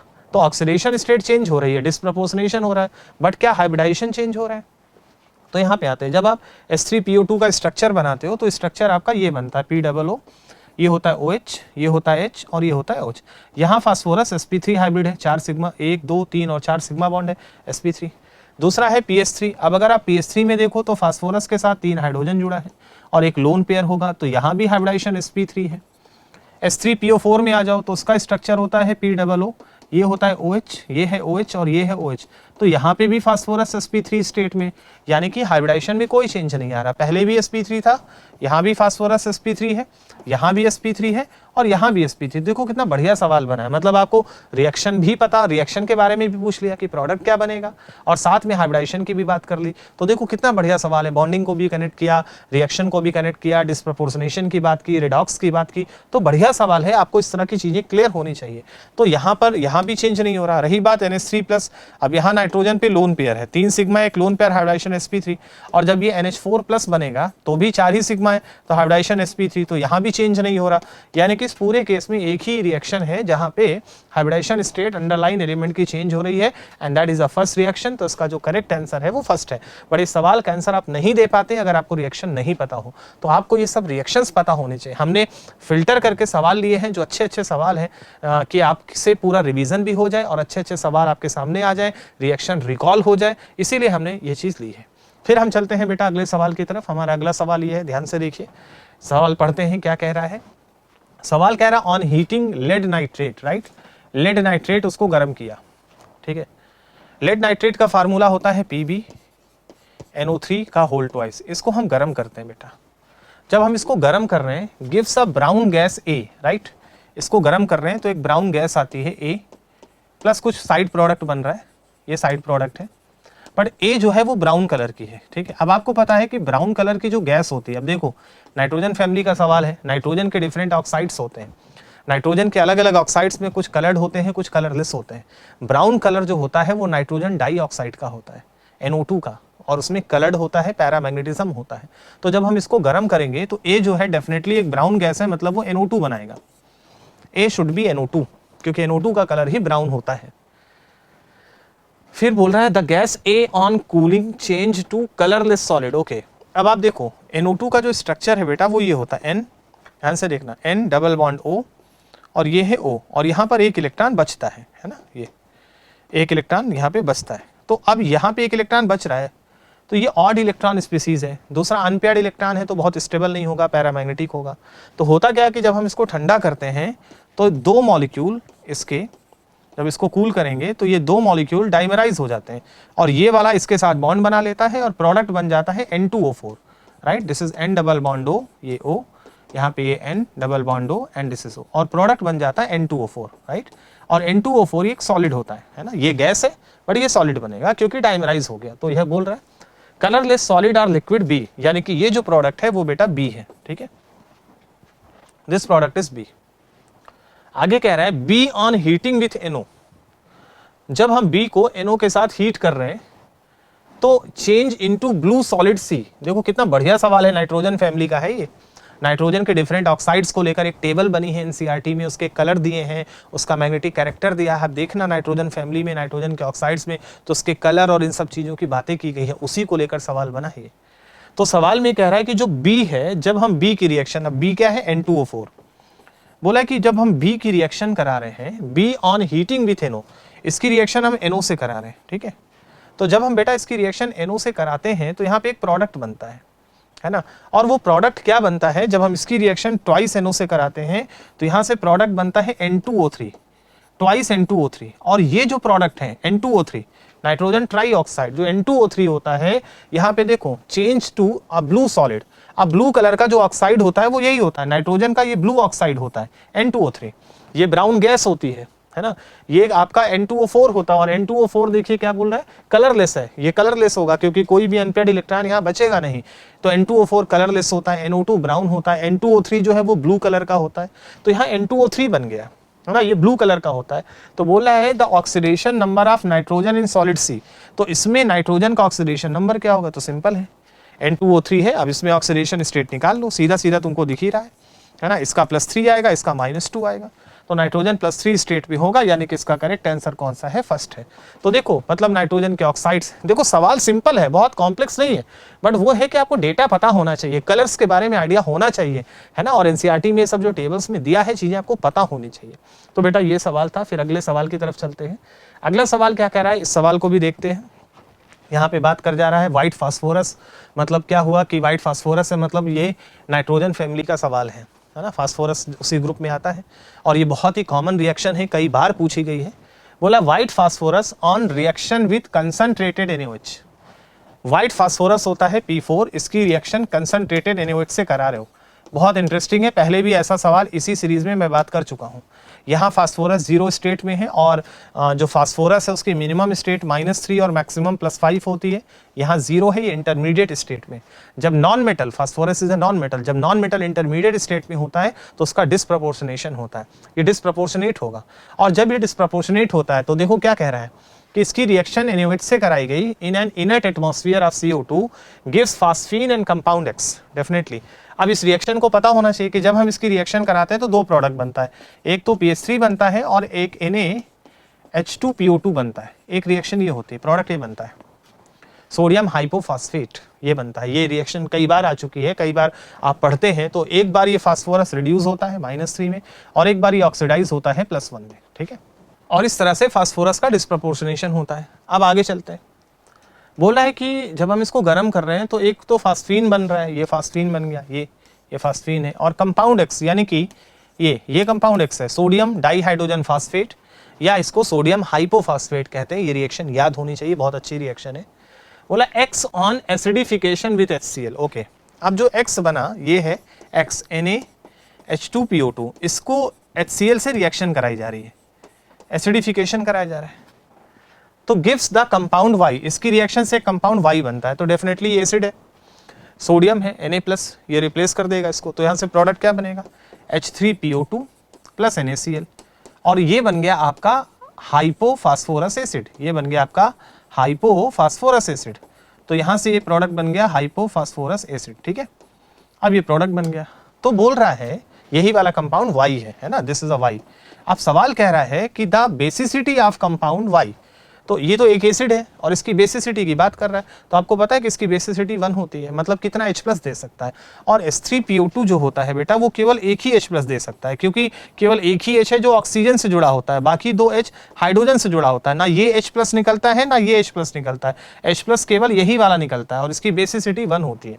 तो जो एसिड बना उसकी बेसिसिटी 1 होगी, तो जो कंपाउंड Y है वो एक एसिड है और वो केवल एक ही H दे सकता, मतलब उसकी बेसिसिटी 1 होगी, यानी कि इसका correct answer will be 4th। तो इस तरह से देखिए कि एक रिएक्शन की बात की, ऑक्सीडेशन नंबर की बात की, बेसिसिटी की बात की, तो कैसे सवाल को इंटर करेक्ट किया गया। बस आपको मेन के लिए, मेन लेवल के क्वेश्चन के लिए ज्यादा ज्ञान नहीं होना चाहिए, बट आपका सिलेबस पूरा कवर होना चाहिए। जो एनसीईआरटी का डेटा है वो आपको पता होना चाहिए, वो रिएक्शंस आनी चाहिए, क्योंकि उससे बाहर पूछता ही नहीं है। तो अगर आप वही अच्छे से तैयार कर लीजिए तो बहुत आसानी से मेन में 99 परसेंटाइल प्लस लाया जा सकता है बेटा।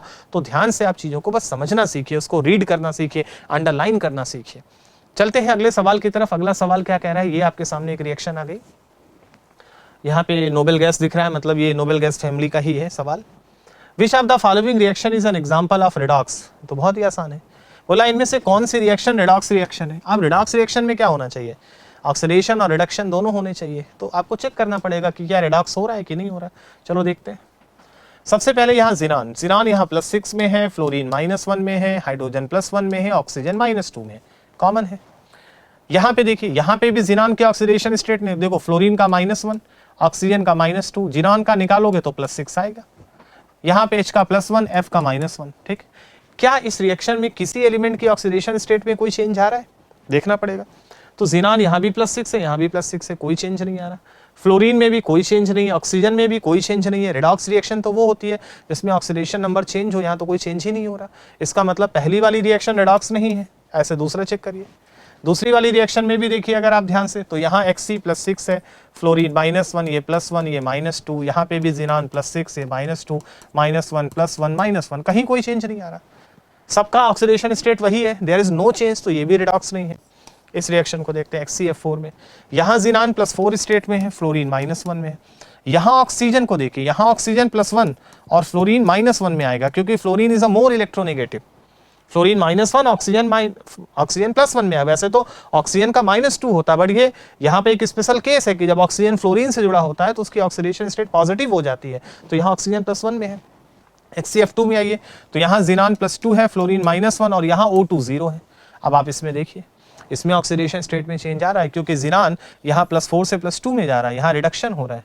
ऑक्सीजन को देखिए, अगर आप यहाँ +4 से +2 में जा रहा है, यहाँ पे ऑक्सीजन को देखिए, अच्छा फ्लोरीन -1 में, और ऑक्सीजन देखिए, ऑक्सीजन जो है +1 से 0 में जा रहा है ना यहाँ पे। तो अगर आप इस पूरी रिएक्शन को ध्यान से देखिए तो यहाँ पे आपको चेंजेस दिखेंगे, है ना।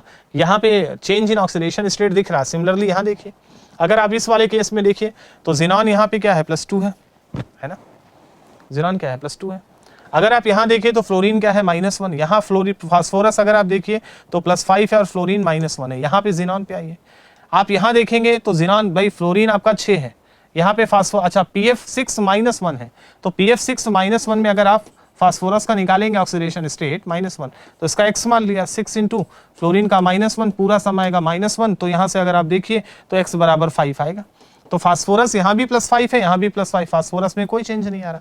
रही बात यहाँ पे ये XCF है यहाँ पे दिया और इस पर +1 का चार्ज है, तो जिनान का अगर आप x मानिए, फ्लोरीन का क्या होता है -1, ये पूरा सम है +1, तो यहाँ से x बराबर +2 आएगा। जिनान यहाँ भी +2 है और यहाँ भी +2 है, कोई चेंज नहीं आ रहा, तो ये भी रिडॉक्स नहीं है।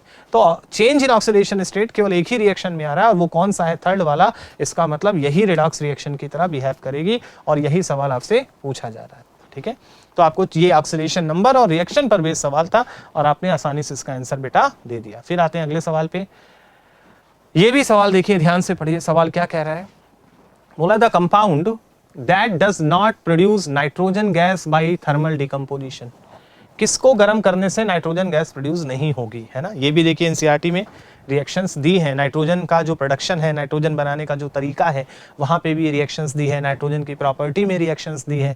तो उन्हीं रिएक्शंस को उठाया गया है केवल, और उससे पूछा गया जैसे नाइट्रोजन किस किस मेथड से बनता है, वहाँ पे ये रिएक्शन एनसीईआरटी में क्लियरली मेंशन्ड है। पहला कंपाउंड है बेरियम N3 को हम बोलते हैं एजाइड आयन, बेरियम एजाइड है ये। बेरियम एजाइड जो है थर्मली बहुत स्टेबल कंपाउंड नहीं होता बेटा, ये रिएक्शन डायरेक्ट दी है, और ये स्टेबल ना होने के कारण ये डिकम्पोज होता है और ये नाइट्रोजन गैस बना लेता है। यहाँ पे क्या होता है कि जब हम इसको गर्म करते हैं तो N2 गैस बेटा रिलीज होती है। बेरियम एजाइड को गर्म करने पर नाइट्रोजन गैस रिलीज होती है, मतलब पहले ऑप्शन में नाइट्रोजन निकलेगी। बोला किस में, नहीं निकलेगी, दैट डज नॉट प्रोड्यूस, है ना, कौन प्रोड्यूस नहीं करेगा। तो पहले में ये नाइट्रोजन बनाने का तरीका है बेटा, बेरियम एजाइड को गर्म करते हैं तो नाइट्रोजन बनता है। दूसरा है अमोनियम क्रोमेट। अमोनियम क्रोमेट भी को जब हम गर्म करते हैं तो ये जो क्रोमेट है ये भी हाई टेम्परेचर पर हीट होकर नाइट्रोजन गैस प्रोड्यूस करता है। ये N2 प्रोड्यूस करता है, nitrogen gas plus Cr2O3 produce करता है, क्रोमियम ऑक्साइड प्लस यहाँ से वाटर बनता है। क्रोमियम ऑक्साइड ग्रीन कलर का होता है ना। और ये जो रिएक्शन है ये अमोनियम डाइक्रोमेट है, अमोनियम डाइक्रोमेट को गर्म करते हैं तो N2 बनता है। ये वल्कनो रिएक्शन भी कहलाती है, जो ज्वालामुखी होती है, जब वो फटता है तो उसके अंदर से भी नाइट्रोजन गैस निकलती है और वहाँ पे अमोनियम क्रोमेट के डाइक्रोमेट के ये जो कंपाउंड है अमोनियम डाइक्रोमेट, इसी के डिकम्पोजिशन से N2 प्रोड्यूस होता है तो नाइट्रोजन यहाँ भी प्रोड्यूस होती है। तीसरी रिएक्शन है अमोनियम नाइट्राइट NH4NO2। ये भी नाइट्रोजन बनाने का तरीका है और जब हम इसको गर्म करते हैं तो ये N2 + 2H2O बनता है। यहाँ भी नाइट्रोजन गैस रिलीज होती है। बढ़िया सवाल है। ये सब सवाल इसलिए लिए गए कि अगर आपका कुछ छूटा है, कुछ मिस किया है आपने पी ब्लॉक को पढ़ते समय, तो वहाँ जाके देखें कि कौन कौन सी रिएक्शन है, उन्हें डायरेक्टली उन रिएक्शन से उठा के सवाल लिए गए। तो बढ़िया सवाल है, ये सब पूछे गए सवाल है और पूछे जा सकते हैं, तो इन चीज़ों को ध्यान रखना है। यहाँ भी नाइट्रोजन प्रोड्यूस होती है। चौथा है अमोनियम सल्फेट, राइट, NH4 का होल ट्वाइस SO4। जो अमोनियम सल्फेट है इसको गर्म करने से नाइट्रोजन प्रोड्यूस नहीं होती। जो अमोनियम सल्फेट है इसका जब डिकम्पोजिशन होता है तो बेटा ये नाइट्रोजन प्रोड्यूस नहीं करता, it does not produce nitrogen. जब आप इसको हीट करते हैं तो बेटा ये नाइट्रोजन N2 गैस प्रोड्यूस नहीं करता। अमोनियम नाइट्रेट जो है हीट करने पर नाइट्रोजन प्रोड्यूस नहीं करता। मतलब करेक्ट ऑप्शन कौन सा है? फोर्थ, कौन नाइट्रोजन प्रोड्यूस नहीं करेगा। तो अमोनियम सल्फेट गर्म करने पर नाइट्रोजन गैस प्रोड्यूस नहीं करता है, ठीक है ना। इसी तरह से आगे चलते हैं अगले सवाल पे। ये सवाल है, क्वेश्चन को ध्यान से देखिए, क्वेश्चन क्या कह रहा है। बोल रहा है कि the number of terminal oxygen atom present in product B obtain from the following reaction is. Okay, बोला एक रिएक्शन है, इससे एक प्रोडक्ट बन रहा है बी, उसमें कितने टर्मिनल ऑक्सीजन है। टर्मिनल और ब्रिज दो तरह के ऑक्सीजन होते हैं, ये बात आपको डी ब्लॉक में पढ़ाई जाती है। अब आप देखिएगा कंपाउंड क्या बनेगा, उसके हिसाब से ही अपन को डिसाइड करना है कि क्या होना चाहिए। तो सवाल क्या कह रहा है कि आपके पास ये आयरन क्रोमाइट है, पहली रिएक्शन, ये आयरन क्रोमाइट है FeCr2O4, डायरेक्ट NCERT में रिएक्शन लिखी हुई है। आयरन क्रोमाइट की रिएक्शन ये सोडियम कार्बोनेट से कराते हैं यहाँ पे, तो यहाँ पर एक कंपाउंड बनता है A, एक कंपाउंड है A, प्लस यहाँ पे दूसरा कंपाउंड है Fe2O3, प्लस यहाँ पे बनता है CO2, यहाँ पे एक कंपाउंड बनता है A, ठीक है। ये जो कंपाउंड A है ये कंपाउंड बनता है बेटा sodium chromate Na2CrO4, sodium chromate बनता है, येलो कलर का कंपाउंड बनता है। ये आपको पोटेशियम डाइक्रोमेट बनाने का जो मेथड है वहाँ पे मिलेगा कि हम कैसे पोटेशियम डाइक्रोमेट और सोडियम डाइक्रोमेट बनाते हैं, ये डी ब्लॉक में आपको मिलेगा, प्रॉपर्टी में, डी ब्लॉक के कंपाउंड्स में वहाँ ये रिएक्शन दी हुई है। तो यहाँ पे क्या हो रहा है कि सोडियम क्रोमेट बनता है, A is a sodium chromate, और फिर बोला A की रिएक्शन H से करा रहे हैं, मतलब जो सोडियम क्रोमेट बना, अब एसिडिक मीडियम में होता क्या है कि सोडियम क्रोमेट एसिडिक मीडियम में डाइक्रोमेट में कन्वर्ट हो जाता है, और डाइक्रोमेट बेसिक मीडियम में क्रोमेट में कन्वर्ट हो जाता है, उल्टी रिएक्शन होते हैं। अगर ये क्रोमेट है, यहाँ क्रोमियम, यहाँ पे सोडियम क्रोमेट है, तो सोडियम क्रोमेट सोडियम डाइक्रोमेट में कन्वर्ट हो जाता है Na2Cr2O7, अगर मीडियम एसिडिक हुआ, और प्लस तो बैलेंस अगर आप रिएक्शन करोगे तो ट्वाइस हो जाएगा, ये है ना, बैलेंस रिएक्शन करोगे तो Na2Cr2O7 बनेगा और Na प्लस बेटा यहाँ से अलग हो जाता है ये, और ये कन्वर्ट हो जाता सोडियम डाइक्रोमेट में। और अगर मीडियम बेसिक होता, अगर सोडियम डाइक्रोमेट होता, मीडियम बेसिक होता तो क्रोमेट बन जाता।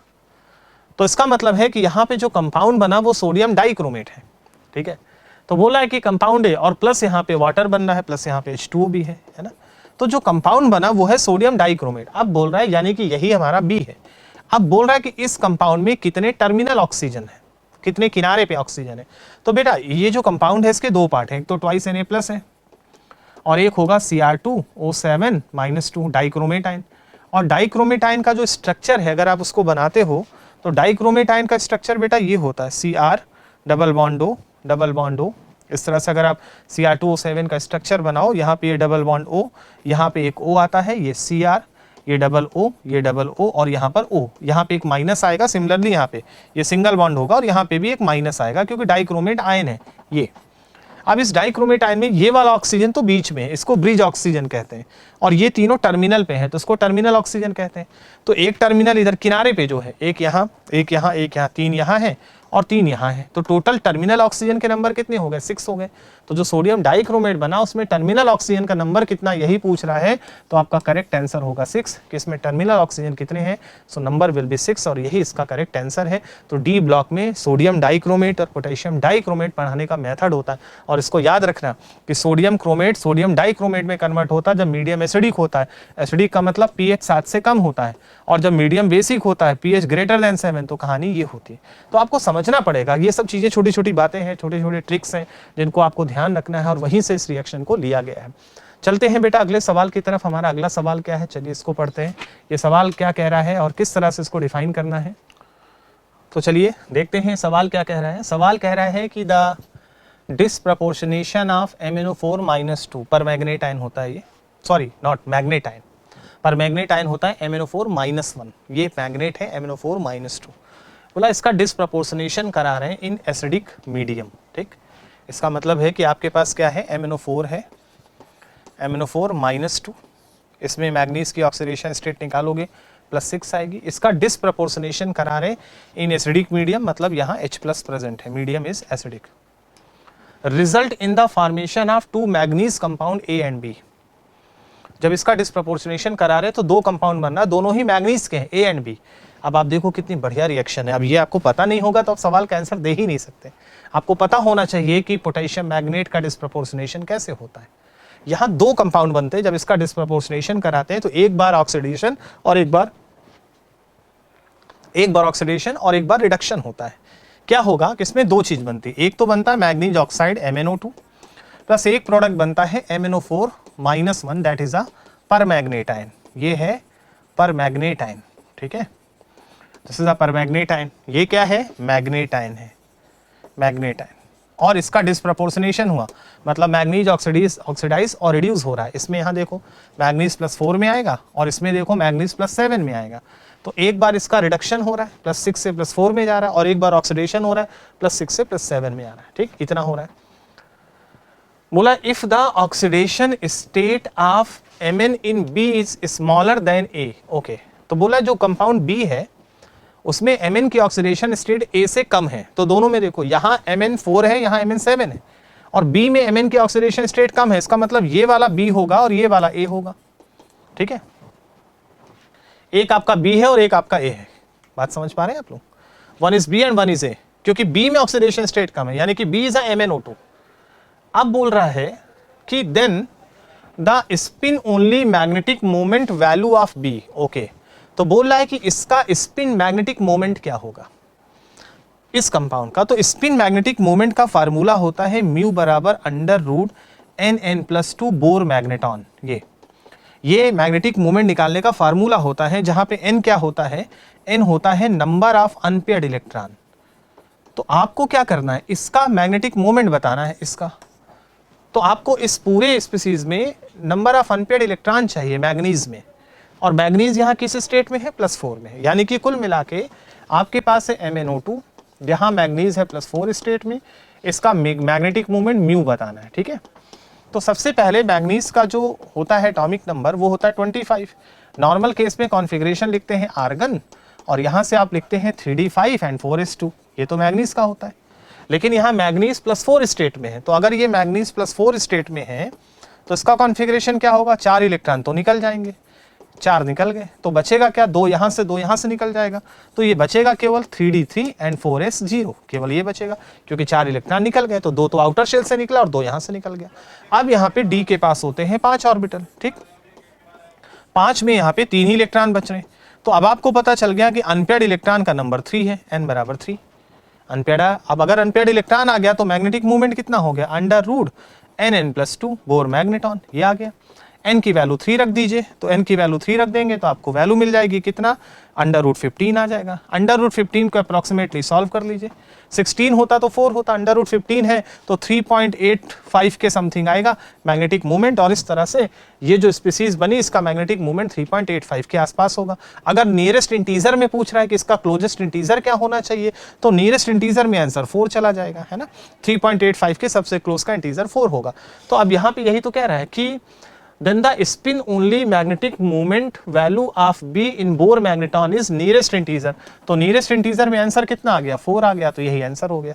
तो आप देखिए यहाँ पे दो चीज़ों को कैसे कनेक्ट किया गया, रिएक्शन भी पूछी गई कि जब हम इसको मैग्नेट को एसिडिक मीडियम में ट्रीट करते हैं तो क्या बनता है, ऑक्सीडेशन स्टेट की बात की गई, मैग्नेटिक कैरेक्टर की बात की गई, तो सबको करेक्ट किया गया।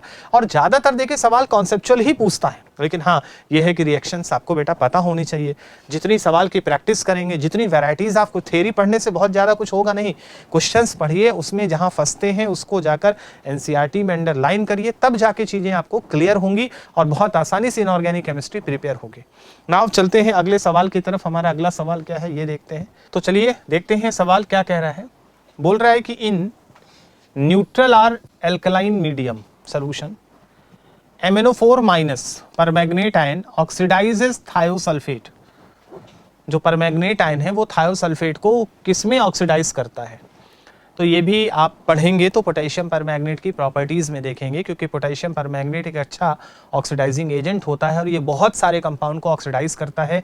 ये पोटेशियम परमैंगनेट की ऑक्सीडाइजिंग प्रॉपर्टी में आपको एनसीईआरटी में मिल जाएगा। हो क्या रहा है कि इसमें परमैंगनेट आयन है जहाँ पे ये MnO4- है, ठीक। यहाँ पे मैंगनीज की ऑक्सीडेशन स्टेट +7 है। ये एक अच्छा ऑक्सीडाइजिंग एजेंट होता है, दूसरे को ऑक्सीडाइज करता है, खुद रिड्यूस होता है। अच्छा, इसमें ये भी बोल दिया कि मीडियम जो है वो न्यूट्रल या एल्कलाइन मीडियम है, वीकली एल्कलाइन मीडियम है। ये भी बहुत अच्छी चीज़ है, आपको ये बात पढ़ाई जाती है कि जो परमैंगनेट आयन होता है MnO4, ठीक है, MnO4-, तो ये जो परमैंगनेट आयन होता है, यहाँ पे मैंगनीज +7 है, इसके यह ऑक्सीडाइजिंग एजेंट होता है तीनों मीडियम में। पहला मीडियम होता है एसिडिक, दूसरा होता है न्यूट्रल मीडियम या वीकली बेसिक होता है, और तीसरा मीडियम होता है बेसिक, स्ट्रांगली बेसिक। तीनों मीडियम में इसका रिडक्शन होता है, लेकिन एसिडिक मीडियम में इसका रिडक्शन Mn+2 में होता है और इसका n फैक्टर 5 होता है, ठीक है। दूसरा जो न्यूट्रल मीडियम होता है ना, न्यूट्रल, तो जो न्यूट्रल मीडियम होता है उस पर्टिकुलर मीडियम की अगर बात करें तो न्यूट्रल मीडियम में इसका रिडक्शन MnO2 में होता है, जहां पे ऑक्सीडेशन स्टेट +4 होती है, चेंज 3 का होता है, n फैक्टर 3 का आता है, 7 से 4 में। और जब स्ट्रांगली बेसिक मीडियम होता है तो स्ट्रांगली जो बेसिक मीडियम होता है उस बेसिक मीडियम में इसका रिडक्शन होता है MnO4-2 में, मैग्नेट आयन बनता है। यहाँ ऑक्सीडेशन स्टेट +6 होती है और चेंज 7 से 6 का होता है, यानी कि यहाँ पे जो n फैक्टर है वो 1 का होता है ना। और इसको याद भी रखना है कि एक तरीका पढ़ाया जाता है बैन 153 बेसिक मीडियम में चेंज 1 का, बेसिक में चेंज 1 का, है ना। यहाँ पे देखो बेसिक में चेंज 1 का, एसिडिक में 5 का, न्यूट्रल में 3 का। चेंज कितना आ रहा है इसको याद करने का तरीका होता है। तो ये बोल दिया है सवाल कि न्यूट्रल या वीकली बेसिक सोल्यूशन, न्यूट्रल है या वीकली बेसिक, मतलब दोनों रिलेट कर रहा है, स्ट्रांगली बेसिक नहीं है। MnO4- oxidise thiosulphate 2। अब थायोसल्फेट आयन होता है H2O3-2, ये होता है थायोसल्फेट आयन, इसको बोलते हैं थायोसल्फेट। यहाँ पे अगर आप सल्फर की ऑक्सीडेशन स्टेट निकालेंगे तो +2 आएगी, है ना, x मान के निकाल लो, +2 आएगी। अब मीडियम कैसा है, न्यूट्रल है या वीकली बेसिक है, तो न्यूट्रल या वीकली बेसिक मीडियम में क्या होगा, इसका रिडक्शन तो हो जाएगा MnO2 में, ये रिड्यूस होकर MnO2 बना लेगा, और बेटा इसका ऑक्सीडेशन होगा। और इसमें रिएक्शन में पढ़ाया जाता है कि जो पोटेशियम परमैंगनेट है इसको ऑक्सीडाइज करता है सल्फेट आयन में, SO4-2 में, जहां पे सल्फर की ऑक्सीडेशन स्टेट क्या है, +6 आएगी। मतलब ये चीज आपको समझनी, रिएक्शन पता होनी चाहिए कि थायोसल्फेट जो है ये थायोसल्फेट है, और बेटा ये जो थायोसल्फेट आयन है ये थायोसल्फेट कन्वर्ट हो जाता है सल्फेट में और इसका ऑक्सीडेशन हो जाता है। तो यही पूछ रहा है कि जो पोटेशियम परमैंगनेट या परमैंगनेट आयन है वो थायोसल्फेट को किस में कन्वर्ट करेगा, तो दैट इज अ सल्फेट में। अब सल्फेट आयन कौन सा है, SO4-2, ये हो गया आंसर। तो यही पूछ रहा है कि सवाल क्या, आप देखो यहाँ पे रिएक्शन है, ऑक्सीडेशन है, पोटेशियम परमैंगनेट का नेचर है, तो ये सब आपको पता होनी चाहिए। डी और एफ ब्लॉक से काफ़ी अच्छे अच्छे सवाल बनाए जाते हैं जो रेडॉक्स से रिलेटेड हैं, ऑक्सीडेशन नंबर से जुड़े हैं, बैलेंसिंग से रिलेटेड हैं, ऑक्सीडाइजिंग रिड्यूसिंग प्रॉपर्टी से रिलेटेड है, तो इसमें बच्चे आपको क्लियरिटी होनी चाहिए। नाउ हम चलते हैं नेक्स्ट क्वेश्चन की तरफ। हमारा अगला क्वेश्चन क्या है वो देखते हैं। अगला क्वेश्चन क्या कह रहा है?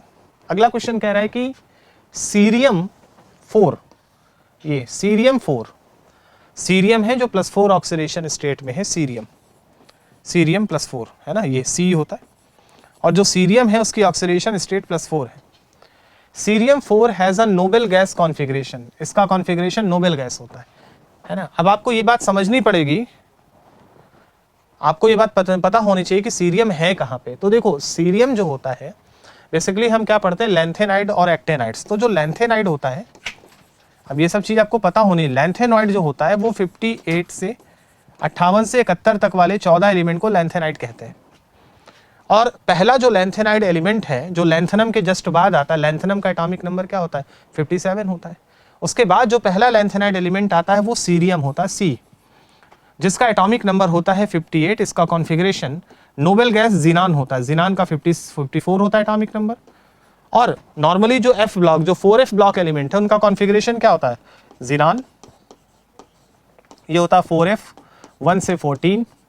फिर आता है यहाँ पे 5d में 0 या 1, और ये होता है 6s2। जनरली d में 0 होता है, कभी कभी 1 होता है। ये f block lanthanide series 4f block element का ये कॉन्फ़िगरेशन होता है बेटा। अब इस कॉन्फ़िगरेशन में देखो है क्या, इसमें क्या है 58 सीरियम। अब सीरियम का जो कॉन्फ़िगरेशन होता है बेटा वो ये होता है जिनान 4f1 5d1 एंड 6s2, ये इसका बेटा कॉन्फ़िगरेशन होता है। दिस इज वेरी क्लियर कि आपको पता होने चाहिए कि यहाँ पर सीरियम का जो है इलेक्ट्रॉनिक कॉन्फ़िगरेशन बेटा ये होता है। और ये 4 इलेक्ट्रॉन निकाल दे, अब सोचो 4 निकाल देगा तो 2 1 3 1 4 निकाल दिया, 4 निकाल दिया तो बेटा जिनान ही तो बचा। तो यही तो कह रहा है कि cerium 4 has noble gas configuration. Noble gas configuration किसका, जिनान का। अब जिनान का कॉन्फ़िगरेशन रख रहे हैं, तो बोल रहा है कि विच of the following is correct statement. इसका मतलब है कि 4 इलेक्ट्रॉन निकलने के बाद जिनान बन गया। इससे ये पता चल गया कि सीरियम का जो एटॉमिक नंबर वो 58 है। और सीरियम +4 के बारे में बात आपसे कर रहा है कि इसका नेचर कैसा होना चाहिए, है ना। बहुत अच्छा सवाल है। अब बेसिकली ये लैंथेनाइड की प्रॉपर्टी है बेटा। अब इसमें क्या है कि बोला है it will not prefer to undergo redox reaction. अब जैसे मान लो कि इसने 4 इलेक्ट्रॉन निकाल दिया, अब 4 इलेक्ट्रॉन निकालने के बाद ये बचा, अब ये तो बचा तो केवल जिनान। अब xenon is a noble gas configuration. अब नोबल गैस कॉन्फ़िगरेशन स्टेबल होता है, नो डाउट। अगर स्टेबल है तो ना ये इलेक्ट्रॉन निकालना चाहेगा ना लेना चाहेगा। तो आपको पहला ऑप्शन सही लग सकता है कि it will not prefer to redox reaction, generally नहीं जाना चाहिए। लेकिन सीरियम का एक और कैरेक्टर होता है बेटा कि जो सीरियम होता है, जो इलेक्ट्रोड पोटेंशियल होता है सीरियम का, ये एनसीईआरटी में लिखा हुआ है कि सीरियम जो है +4 से जब +3 में जाता है तो इसका इलेक्ट्रोड पोटेंशियल 1.74 वोल्ट होता है। ये मतलब क्या है ना, ये इंटेक्स क्वेश्चन है, लाइन से उठाया गया क्वेश्चन है। सीरियम जब +4 से +3 बनाता है तो इसका इलेक्ट्रोड पोटेंशियल 1.74 वोल्ट है। इलेक्ट्रोड पोटेंशियल पॉजिटिव है, स्टैंडर्ड रिडक्शन पोटेंशियल पॉजिटिव है। और जब एसआरपी अगर ये नेगेटिव आ जाता, एसआरपी अगर नेगेटिव होता है ना, तो ये इलेक्ट्रॉन नहीं ले पाता। लेकिन क्योंकि इसका एसआरपी पॉजिटिव है, इसका मतलब इसमें इलेक्ट्रॉन लेने का नेचर है, क्योंकि जिसका एसआरपी जितना ज़्यादा पॉजिटिव होता है उतनी आसानी से इलेक्ट्रॉन गेन करता है, उसका रिडक्शन होता है और वो एक अच्छा ऑक्सीडाइजिंग एजेंट होता है। तो इसके साथ कन्वेंशनली ये होता है कि ये एक अच्छा ऑक्सीडाइजिंग एजेंट होता है और ये रिड्यूस होने का नेचर रखता है ना। वैसे तो नहीं होना चाहिए बट जनरली ये रखता है, इसलिए ये ऑप्शन तो बिल्कुल सही नहीं है। जनरली सोच थॉट प्रोसेस में आ सकता है बट इसका जो एसआरपी वैल्यू है उससे ये ऑप्शन ठीक नहीं है, क्योंकि एसआरपी पॉजिटिव है मतलब इलेक्ट्रॉन गेन करने का नेचर रखेगा। ये इसका जो सेल पोटेंशियल है वो पॉजिटिव आएगा। It will prefer to gain electron and act as an oxidising agent, बिल्कुल सही है, ये ऑप्शन सही होगा। ये इलेक्ट्रॉन गेन करने का नेचर रखेगा क्योंकि इसका एसआरपी पॉजिटिव है। It will prefer to give away an electron, never, क्योंकि इसका SRP जो इलेक्ट्रोड पोटेंशियल पॉजिटिव है तो इलेक्ट्रॉन लेने का नेचर है, निकालने का नेचर नहीं होगा, ये गलत। इट एक्ट एज बोथ, ये भी गलत, केवल एक होगा क्या, ऑक्सीडाइजिंग एजेंट की तरह बिहेव करेगा। तो ये लैंथेनाइड में सीरियम की कैरेक्टरिस्टिक्स है और ये कॉन्फ़िगरेशन है, उसको लेके काफ़ी अच्छे से इस क्वेश्चन को बेटा फ्रेम किया गया है। तो बहुत ध्यान से इस क्वेश्चन को समझना है और ये इस क्वेश्चन का आंसर है। एक बार आपको जाके सीरीज देखनी पड़ेगी और फिर आपको सही तरीके से समझ में आएगा। नाउ मूव करते हैं अपने अगले सवाल की तरफ। हमारा अगला सवाल क्या है, देखते हैं क्वेश्चन क्या बोला है। बोला the addition of dilute sodium hydroxide तो chromium +3 salt solution will gives. ये भी एक रिएक्शन है, क्रोमियम की प्रॉपर्टी है। आपको देखने को मिलेगा कि जब क्रोमियम की रिएक्शन स्ट्रॉन्ग एल्कली से कराते हैं जैसे सोडियम हाइड्रोक्साइड से, तो ये हमें क्रोमियम हाइड्रोक्साइड बना के दे देता है, क्रोमियम हाइड्रोक्साइड। और क्रोमियम हाइड्रोक्साइड का हमें प्रेसिपिटेट मिल जाता है। बेसिकली जो डी ब्लॉक मेटल्स होते हैं, डी ब्लॉक के जो मेटल आयंस होते हैं वो सोडियम हाइड्रोक्साइड के साथ रिएक्ट करके कलर्ड प्रेसिपिटेट बनाते हैं। आयरन भी देता है, क्रोमियम भी देता है, मैंगनीज भी देता है, ये कलर्ड प्रेसिपिटेट देते हैं। तो क्रोमियम +3 सोडियम हाइड्रोक्साइड के साथ रिएक्ट करके प्रेसिपिटेट बनाता है और यहाँ पर ये प्रेसिपिटेट क्रोमियम हाइड्रोक्साइड बनाएगा। तो बोला सोल्यूशन ऑफ क्रोमियम, नो, क्योंकि क्रोमियम का हाइड्रोक्साइड जैसे एल्कली मेटल का जो हाइड्रोक्साइड होता है, सोडियम हाइड्रोक्साइड, पोटेशियम हाइड्रोक्साइड, ये सब वाटर सॉल्युबल है, लेकिन डी ब्लॉक के जो हाइड्रोक्साइड होते हैं वो कलर्ड होते हैं और वाटर इनसॉल्युबल होते हैं। तो यहाँ तो बोल रहा है सोल्यूशन ऑफ, नो, सोल्यूशन का मतलब ये तो सॉल्युबल होगा, ऐसा होगा नहीं। प्रेसिपिटेट ऑफ दिस, प्रेसिपिटेट बनता बट इसका नहीं बनता, प्रेसिपिटेट क्रोमियम हाइड्रोक्साइड का बनता है। Precipitate of this, no. तो कौन सा ऑप्शन सही है, फोर्थ, क्रोमियम हाइड्रोक्साइड का बेटा ये प्रेसिपिटेट बनाता है। तो डायरेक्ट रिएक्शन है, प्रॉपर्टी है कि जो डी ब्लॉक के मेटल कैटायंस होते हैं वो एल्कली के साथ रिएक्ट करके कलर्ड प्रेसिपिटेट बनाते हैं, भारी कलर्ड प्रेसिपिटेट का फॉर्मेशन करते हैं। तो ये उसकी प्रॉपर्टी से उठाया गया सवाल है। नाउ चलते हैं अगले सवाल की तरफ। ये सवाल क्या कह रहा है, ये क्वेश्चन कह रहा है the set having ions which are coloured and paramagnetic both. इनमें से कौन सा आयन है जो कलर्ड भी है और पैरामैग्नेटिक भी है। अब दो बातें हैं, कलर्ड, अगर कोई चीज कलर्ड है, देखो कोई चीज अगर कलर्ड है तो उसमें एक तो अनपेयर्ड इलेक्ट्रॉन होना चाहिए और अनपेयर्ड इलेक्ट्रॉन होता है तो डी ट्रांजिशन होता है। स्पेशली डी ब्लॉक के एलिमेंट में डी ट्रांजिशन के कारण कलर आता है। एक डी से दूसरे डी में ट्रांजिशन होता है, T2G से EG में, EG से T2G में, डी ट्रांजिशन के कारण कलर आता है। मतलब अनपेयर्ड इलेक्ट्रॉन्स होगा तो कलर आता है। डी में बेसिकली डी सबशेल में अनपेयर्ड इलेक्ट्रॉन होना चाहिए। और दूसरा, अगर अनपेयर्ड इलेक्ट्रॉन होता है तो पैरामैग्नेटिक भी होता है, मैग्नेटिक कैरेक्टर। मतलब कुल मिला के ये दोनों प्रॉपर्टी तभी आएगी जब डी में अनपेयर्ड इलेक्ट्रॉन होंगे। डी में अगर अनपेयर्ड इलेक्ट्रॉन होंगे तो ये कैरेक्टर आएगा। तो अब आपको यही देखना है और ये आयंस दिए हैं तो बस कुछ नहीं, आपको देखना है कहाँ अनपेयर्ड बच रहा है। जैसे पहला ऑप्शन है कॉपर +2, कॉपर +2, कॉपर का एटॉमिक नंबर होता है 29, कॉन्फ़िगरेशन होगा आर्गन। वैसे तो होता है 3d10 4s1, बट 2 इलेक्ट्रॉन निकल गया तो 3d9। अब यहाँ डी में एक अनपेयर्ड बचेगा, तो ये तो ऑप्शन है। दूसरा क्या है, क्रोमियम +3, क्रोमियम का एटॉमिक नंबर होता है 24, एक जनरल कॉन्फ़िगरेशन होता है argon 3d5 4s1, but 3 electron निकल गए तो बचेगा क्या, आर्गन 3d3, ये बचेगा। तो 3 अनपेयर्ड डी में यहां भी बचेंगे। और तीसरा ऑप्शन कौन सा है, स्कैंडियम +1, स्कैंडियम का एटॉमिक नंबर 21, ये होता है आर्गन और ये होता है 3d1 4s2। तो एक इलेक्ट्रॉन निकला है तो वो तो बेटा 4s से निकलेगा, डी से तो निकलेगा नहीं। तो ये कॉन्फ़िगरेशन बचेगा 3d1 एंड 4s1, है ना, ये कॉन्फ़िगरेशन ये बचेगा। लेकिन अभी भी डी में एक अनपेयर्ड इलेक्ट्रॉन बचेगा, तीनों में अनपेयर्ड बच रहे हैं। तो मतलब ये कलर्ड और ये तीनों ही आयन कलर्ड और पैरामैग्नेटिक होंगे।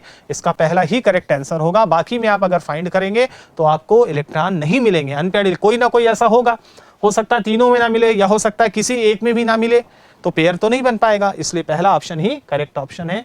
फिर चलते हैं बच्चे अगले सवाल की तरफ। हमारा अगला क्वेश्चन क्या है, ये है आपके सामने सवाल। इस क्वेश्चन को ध्यान से देखना है। चलिए देखते हैं सवाल क्या कह रहा है। देखने से लग रहा है कि ये भी पोटेशियम डाइक्रोमेट आपको दिख रहा है, तो डी ब्लॉक की रिएक्शंस है, उसी को लेकर सवाल बेटा यहाँ पे बनाया गया है। बहुत अच्छी रिएक्शंस, देखते हैं क्या कह रहा है।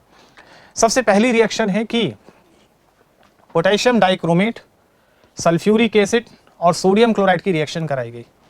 इससे एक प्रोडक्ट ए बना और साइड प्रोडक्ट बना। ये बहुत अच्छी रिएक्शन है।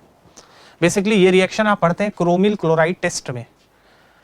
जो आयनिक क्लोराइड्स होते हैं वो पोटेशियम डाइक्रोमेट के साथ क्रोमिल क्लोराइड टेस्ट देते हैं। जो एक क्रोमिल क्लोराइड यहाँ पे बनता है, ऑरेंज कलर का एक कंपाउंड बनता है।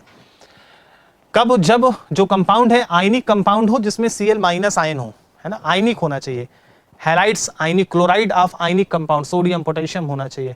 अब ये नहीं कि अगर बेंजीन के साथ Cl जुड़ा है तो वो नहीं देगा, क्योंकि वो कोवेलेंट क्लोराइड है, आयनिक क्लोराइड होना चाहिए। और आयनिक क्लोराइड जब पोटेशियम डाइक्रोमेट के साथ एसिडिक मीडियम में रिएक्शन करता है तो बेटा एक कंपाउंड बनता है क्रोमिल क्लोराइड, CrO2Cl2।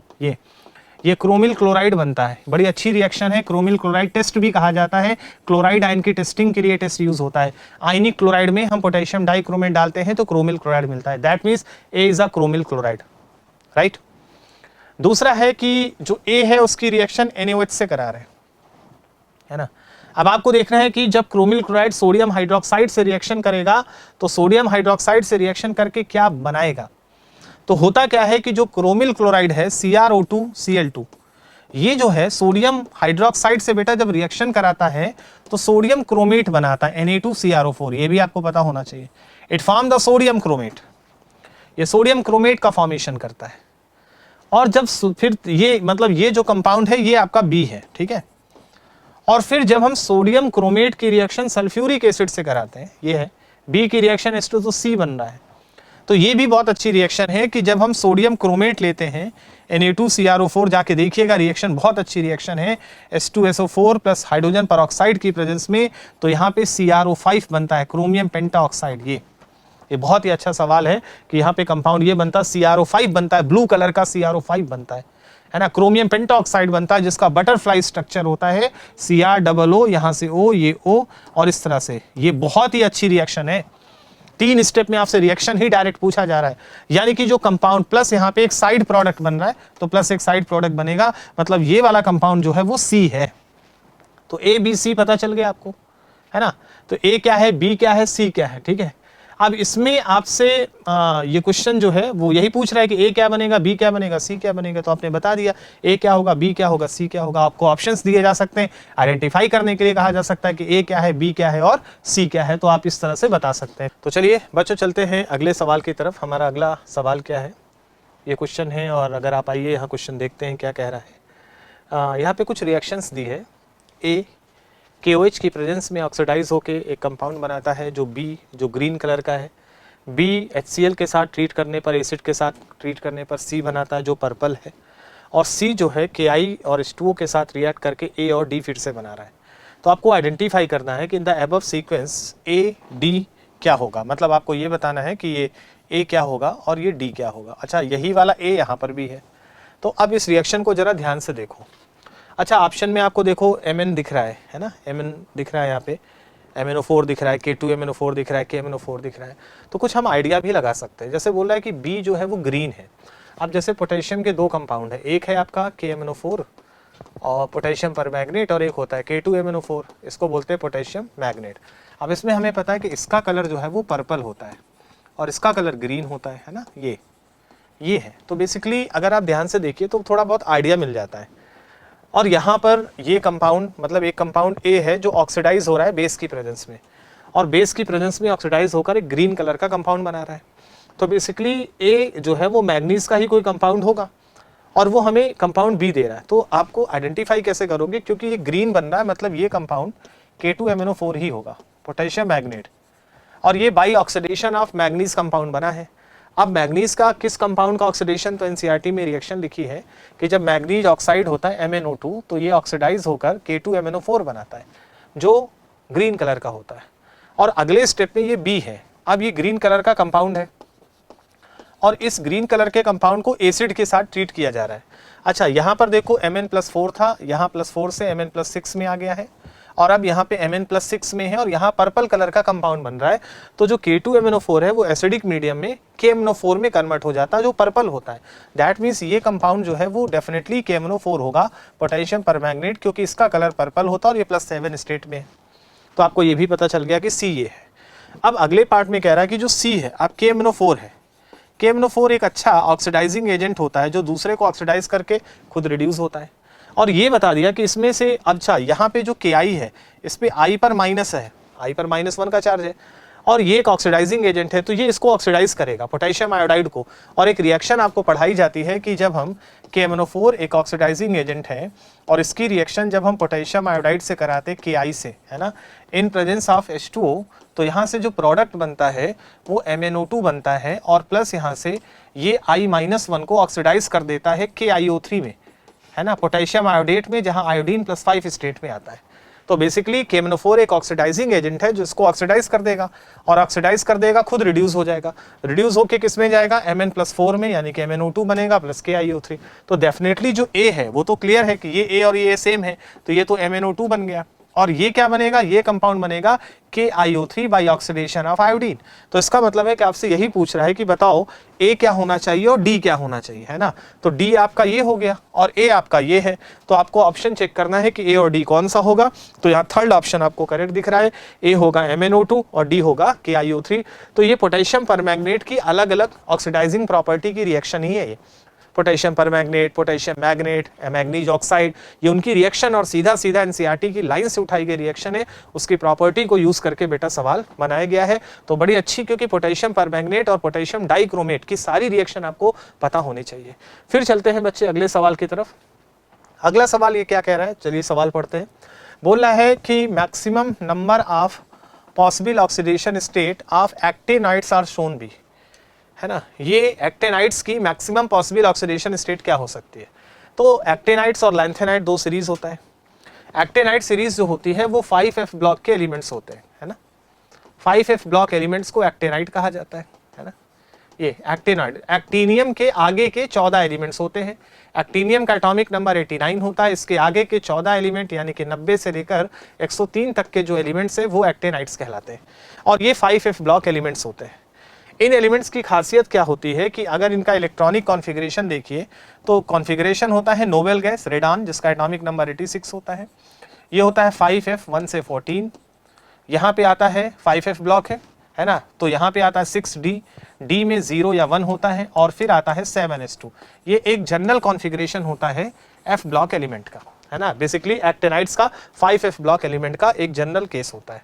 अब होगा क्या कि जैसे जैसे एटॉमिक नंबर बढ़ेगा तो इसमें तो दो फिक्स है, D में 0 या 1 होंगे, और F में एक एक करके इलेक्ट्रॉन भरता चला जाएगा, F में 1, F में 2, F में 3, F में 4, इस तरह से इसका इलेक्ट्रॉनिक कॉन्फ़िगरेशन होगा। अब शुरू में क्या होगा कि जैसे मान लीजिए कि ये तो फिक्स हो गया, ठीक, यहाँ पे ये फिक्स हो गया, या तो ये 2 1 3 होगा या ये 2 इलेक्ट्रॉन होंगे। ये इलेक्ट्रॉन आसानी से निकल सकते हैं, बॉन्ड बना सकते हैं, ऑक्सीडेशन में पार्ट लेंगे। भाई 2 अगर यहाँ 0 हुआ, यहाँ से 2 निकलेगा तो +2 ऑक्सीडेशन स्टेट होगी, और 1 यहाँ हुआ 2 यहाँ तो +3 ऑक्सीडेशन स्टेट होगी। ये तो कॉमन चलेगी। रही बात इसमें अब F में कितने इलेक्ट्रॉन है। अब जैसे मान लीजिए कि F में 1 इलेक्ट्रॉन है, केवल F में 1 इलेक्ट्रॉन है, तो अब ऑक्सीडेशन स्टेट ये वाला इलेक्ट्रॉन भी बॉन्ड में पार्ट लेगा, तो ये 1 प्लस यहाँ से 3 या 2 में से कोई एक होगा, तो यहाँ मैक्सिमम ऑक्सीडेशन स्टेट 4 हो सकती है।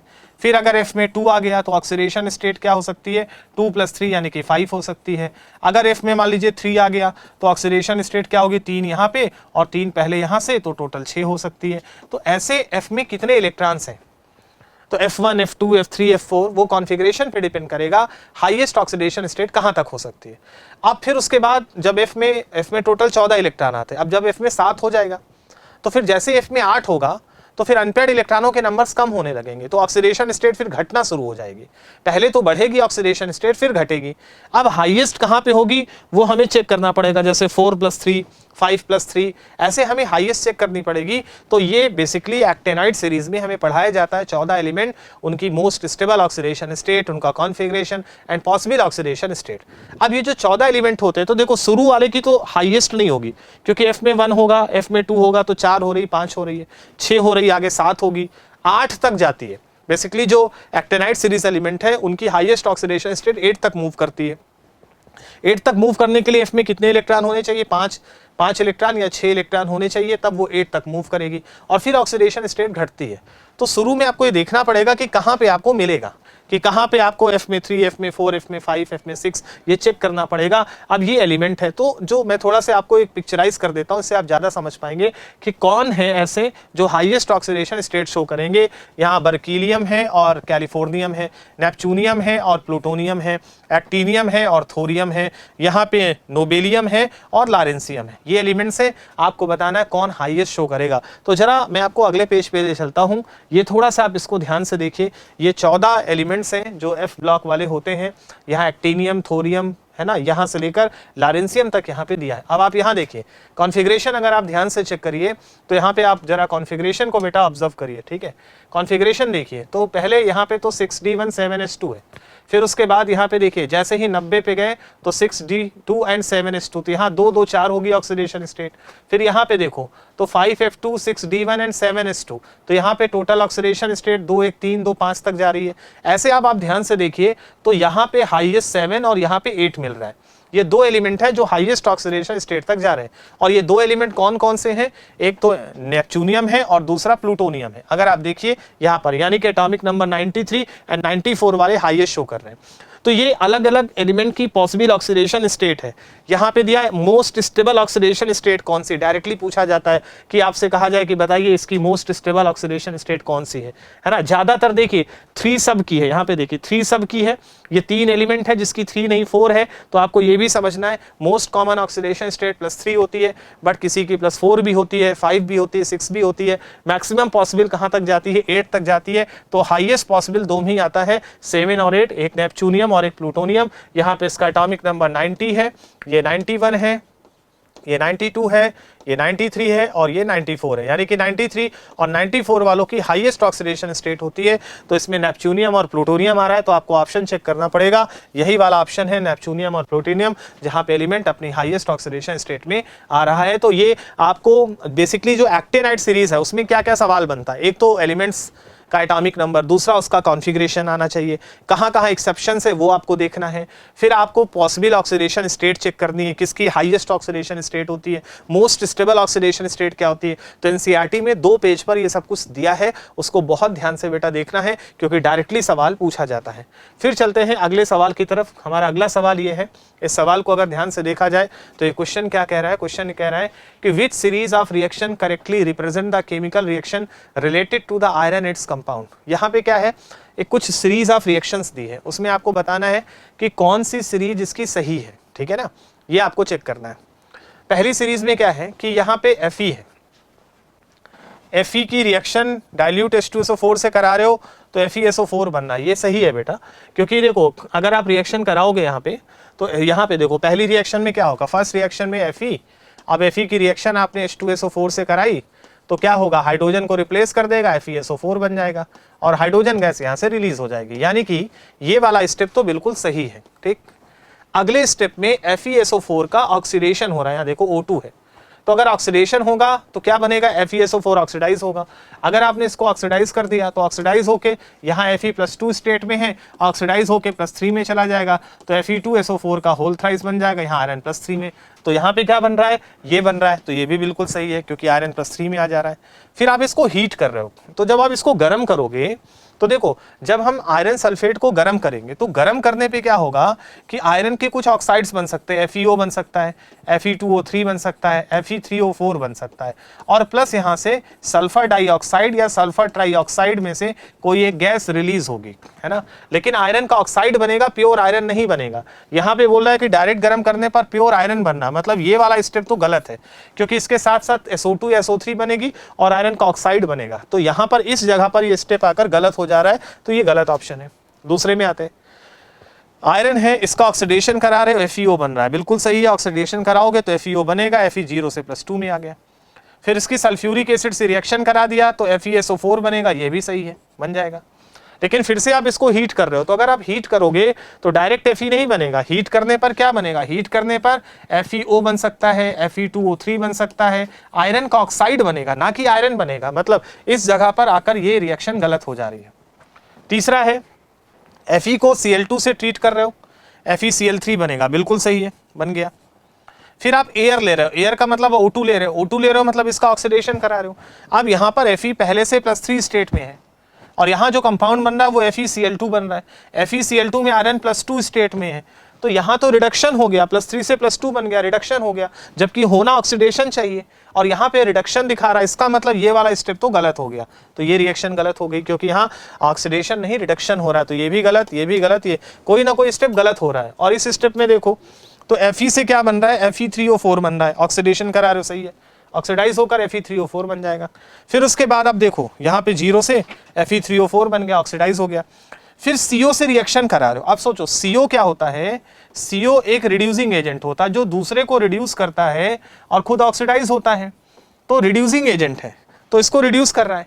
अब Fe3O4 में आयरन +8/3 स्टेट में है ना, और यहाँ पर आयरन +2 स्टेट में है तो रिडक्शन ही हो रहा है, तो ये स्टेप भी सही है कि रिड्यूस करा रहा है। फिर से एक बार और CO ले लिया तो फिर से रिडक्शन हुआ, तो फिर से रिडक्शन हुआ तो आयरन 0 में चला गया, यानी कि यहाँ सारे स्टेप सही है। दैट मीन्स कि इसका जो करेक्ट आंसर होगा that will be the 4th is the correct answer. देखो ध्यान से कितना बढ़िया सवाल बनाया गया, 4th इसका करेक्ट आंसर है। कहीं ना कहीं से बीच बीच में कुछ मिस्टेक्स हो रही हैं, और ये याद रखना कि आयरन का सल्फेट उसको गर्म करोगे तो आयरन का ऑक्साइड बनेगा, सल्फर डाइऑक्साइड या सल्फर ट्राइऑक्साइड गैस रिलीज होगी, प्योर आयरन नहीं बनता है, और यही इस सवाल में मेन बात है, इसको समझना पड़ेगा। तो रिएक्शन सीक्वेंस है, सिंपल रिएक्शन है, डी ब्लॉक की रिएक्शन से।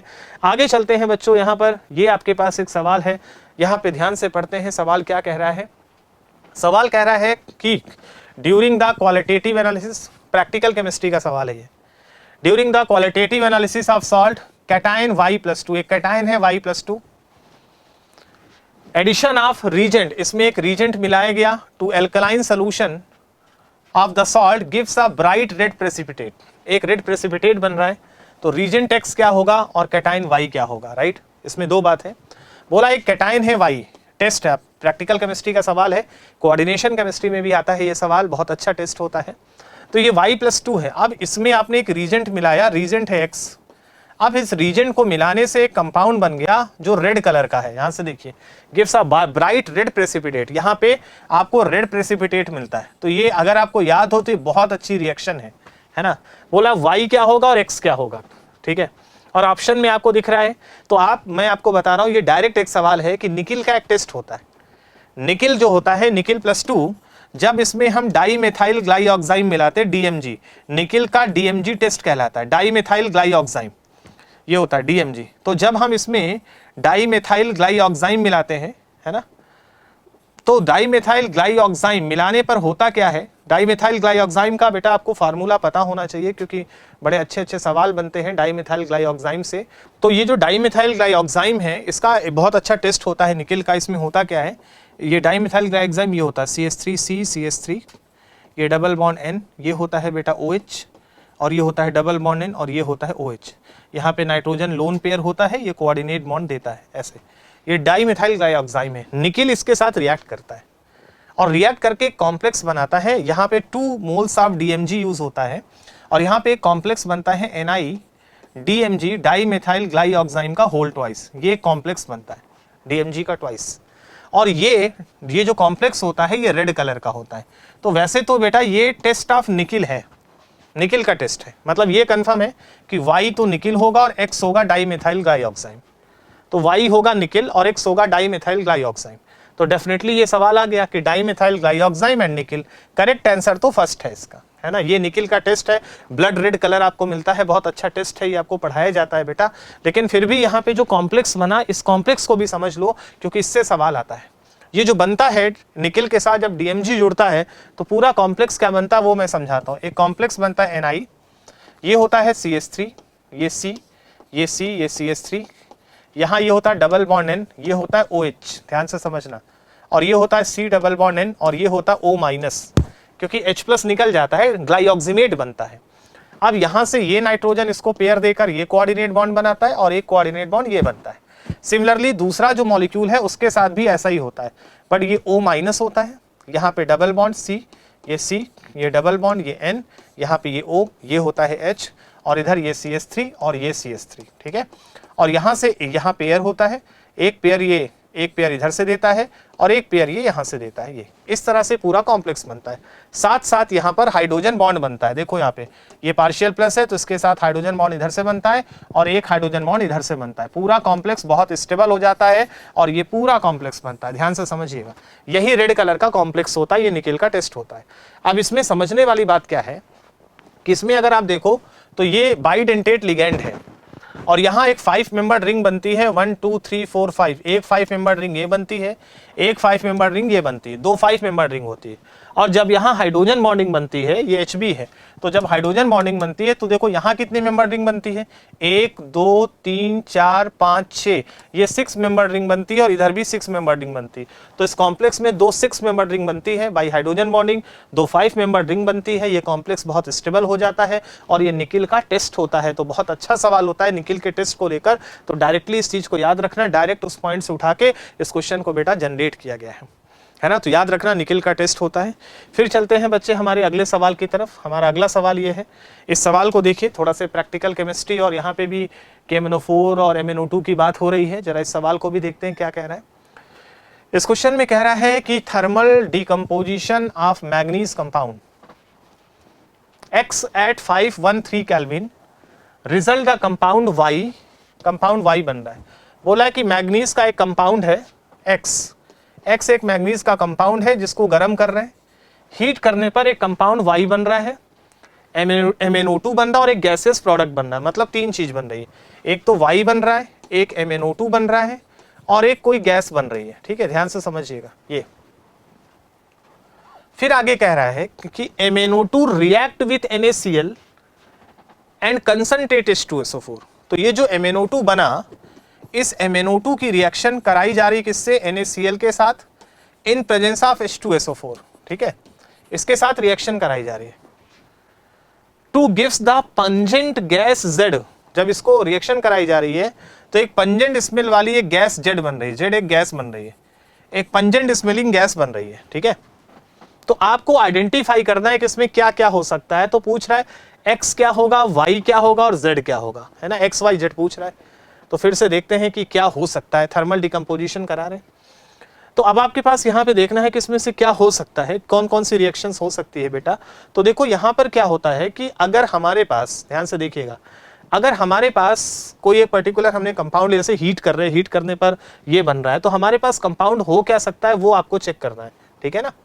तो अगर आप देखिए कि X और Y और यहाँ MnO2 बन रहा है, तो मतलब X में मैग्नीज तो होना चाहिए।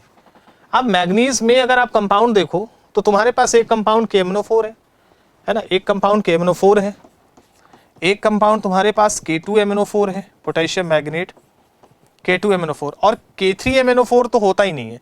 तो K3MnO4 की तो हम बात ही नहीं करते, तो ये तो लेंगे नहीं। अब यही दो चीज बचती है, तो कंपाउंड क्या हो सकता है वो देखना पड़ेगा। तो होता क्या है, आपने एक रिएक्शन, फिर से ये पोटेशियम परमैंगनेट की प्रॉपर्टी को लेकर बना हुआ सवाल है। और सवाल ये है कि जो पोटेशियम परमैंगनेट होता है बेटा KMnO4, जब हम इसको हाई टेम्परेचर पर गर्म करते हैं, ठीक है, तो हाई टेम्परेचर पे गर्म करने पर ये दो कंपाउंड बनाता है, एक तो K2MnO4 बनाता है और एक MnO2 बनाता है, ये दो कंपाउंड बनाता है। ठीक है, तो एक कंपाउंड तो आपका K2MnO4 बनेगा प्लस एक कंपाउंड MnO2 बनेगा, और बोल रहा है एक गैसियस प्रोडक्ट। अब आपको देखना है कि वो गैसियस प्रोडक्ट क्या बन सकता है। तो देखो गैसियस प्रोडक्ट क्या हो सकता है भाई, ये डिकम्पोज हुआ तो एक तो ये बन गया, एक तो ये बन गया। अब इसमें से और गैस निकल क्या सकती है, ऑक्सीजन ही है जो गैस के फॉर्म में रिलीज हो सकती है। तो गैसियस प्रोडक्ट O2 होगा, मतलब ये तो पक्का है कि गैस O2 होगा। दो कंपाउंड बनेगा K2MnO4 और MnO2। यहाँ पे मैग्नीज +7 है, यहाँ पे +6 है और यहाँ पे +4 है। ये बहुत अच्छी रिएक्शन है, पोटेशियम परमैंगनेट का थर्मल डिकम्पोजिशन है, जिससे पोटेशियम मैग्नेट और मैग्नीज ऑक्साइड का फॉर्मेशन होता है। तो ये रिएक्शन लिख दी। फिर उसके बाद क्या हो रहा है कि MnO2 की रिएक्शन, अगले स्टेप में जो MnO2 बना उसकी रिएक्शन NaCl से करा रहे हो। अब आप देखो Mn यहाँ पे +7 स्टेट में है, Mn +4 स्टेट में है, और यहाँ पे Cl -1 स्टेट में है ना, ये हो रहा है। तो डेफिनेटली इस पूरी रिएक्शन में प्रोडक्ट आपका बन क्या सकता है, ये आपको देखना पड़ेगा, है ना। तो देखो यहाँ पर जो ये है H2SO4, ये एक अच्छा ऑक्सीडाइजिंग एजेंट होता है, ये ऑक्सीडेशन के प्रोसेस में ले जाएगा, है ना, एक अच्छा ऑक्सीडाइजिंग एजेंट है। और जो गैस बनेगी वो क्या बन सकती है, पंजेंट स्मेल वाली गैस।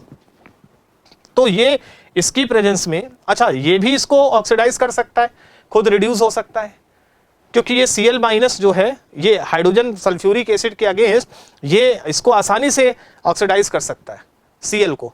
और पंजेंट स्मेल Cl2 गैस की होती है, ये क्लियर है कि Cl2 गैस ही बनेगी, है ना, क्योंकि ये इसको ऑक्सीडाइज करेगा। अगर ये इसको ऑक्सीडाइज करता या रिड्यूस करता तो SO2 बनता, लेकिन ये इसको ऑक्सीडाइज करेगा। तो डेफिनेटली हमें समझ में आ रहा है कि जो गैस बननी चाहिए वो हमारी Cl2 बननी चाहिए, क्लोरीन गैस।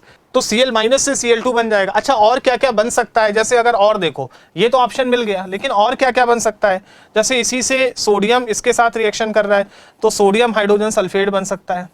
इसके अलावा मैग्नीज, क्योंकि Cl- ऑक्सीडाइज हो रहा है तो ये भी रिड्यूस होगा, तो ये प्रोडक्ट रिड्यूस होकर MnCl2 बन जाता है। तो पूरी रिएक्शन कुछ इस तरह से चलती है, लेकिन फाइनली Cl- ऑक्सीडाइज होकर Cl2 बनाता है, जो पंजेंट स्मेल वाली गैस है। तो इसमें हमें देखना पड़ेगा कि क्या हो सकता है।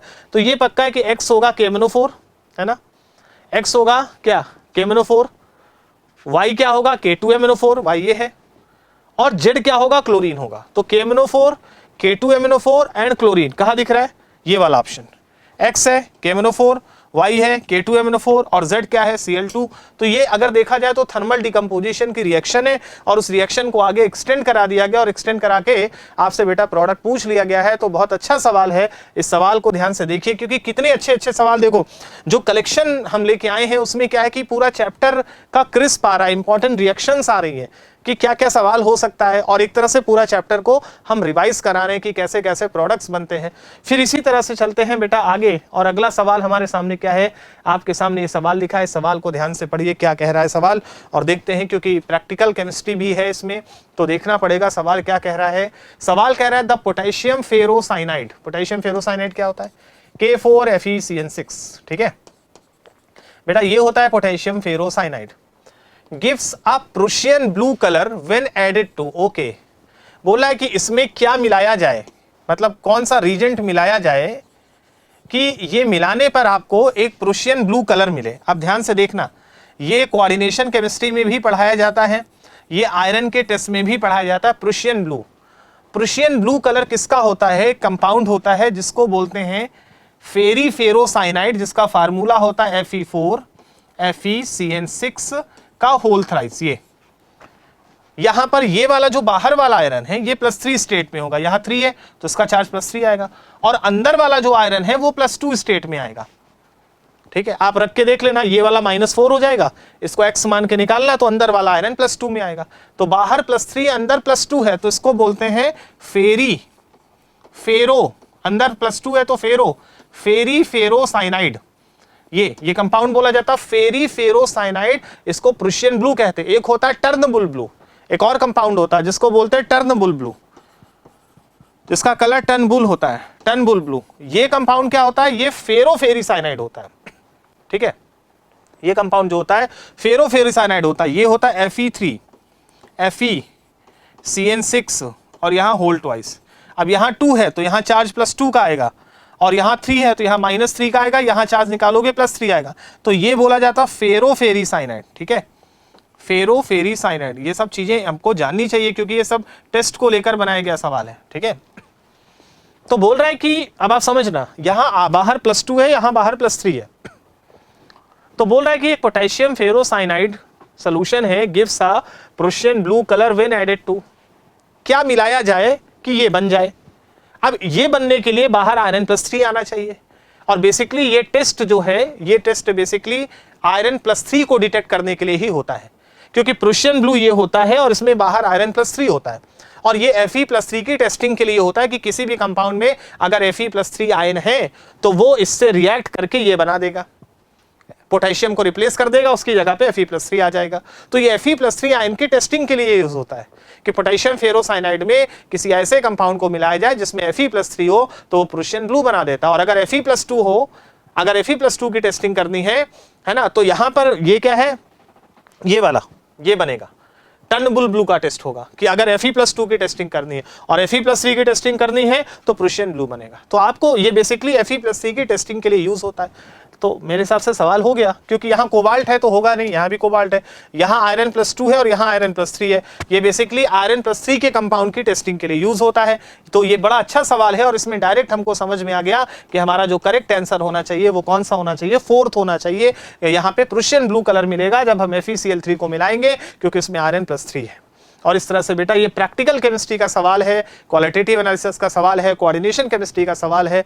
और इस तरह से बच्चों आज का जो हमारा लेक्चर था, आज की जो सीरीज थी, इस सीरीज में आपने देखा कि हमने डिस्कस किया P block, D block, F block और कुछ प्रैक्टिकल केमिस्ट्री के सवाल को। इनऑर्गेनिक केमिस्ट्री का सेक्शन हमने रखा था, इसमें जेईई मेन के जो इंपॉर्टेंट PYQ हैं, जो मिलते जुलते PYQ हैं जो पूछे जा सकते हैं। तो बेटा आज की सीरीज में हमने इसको डिस्कस किया।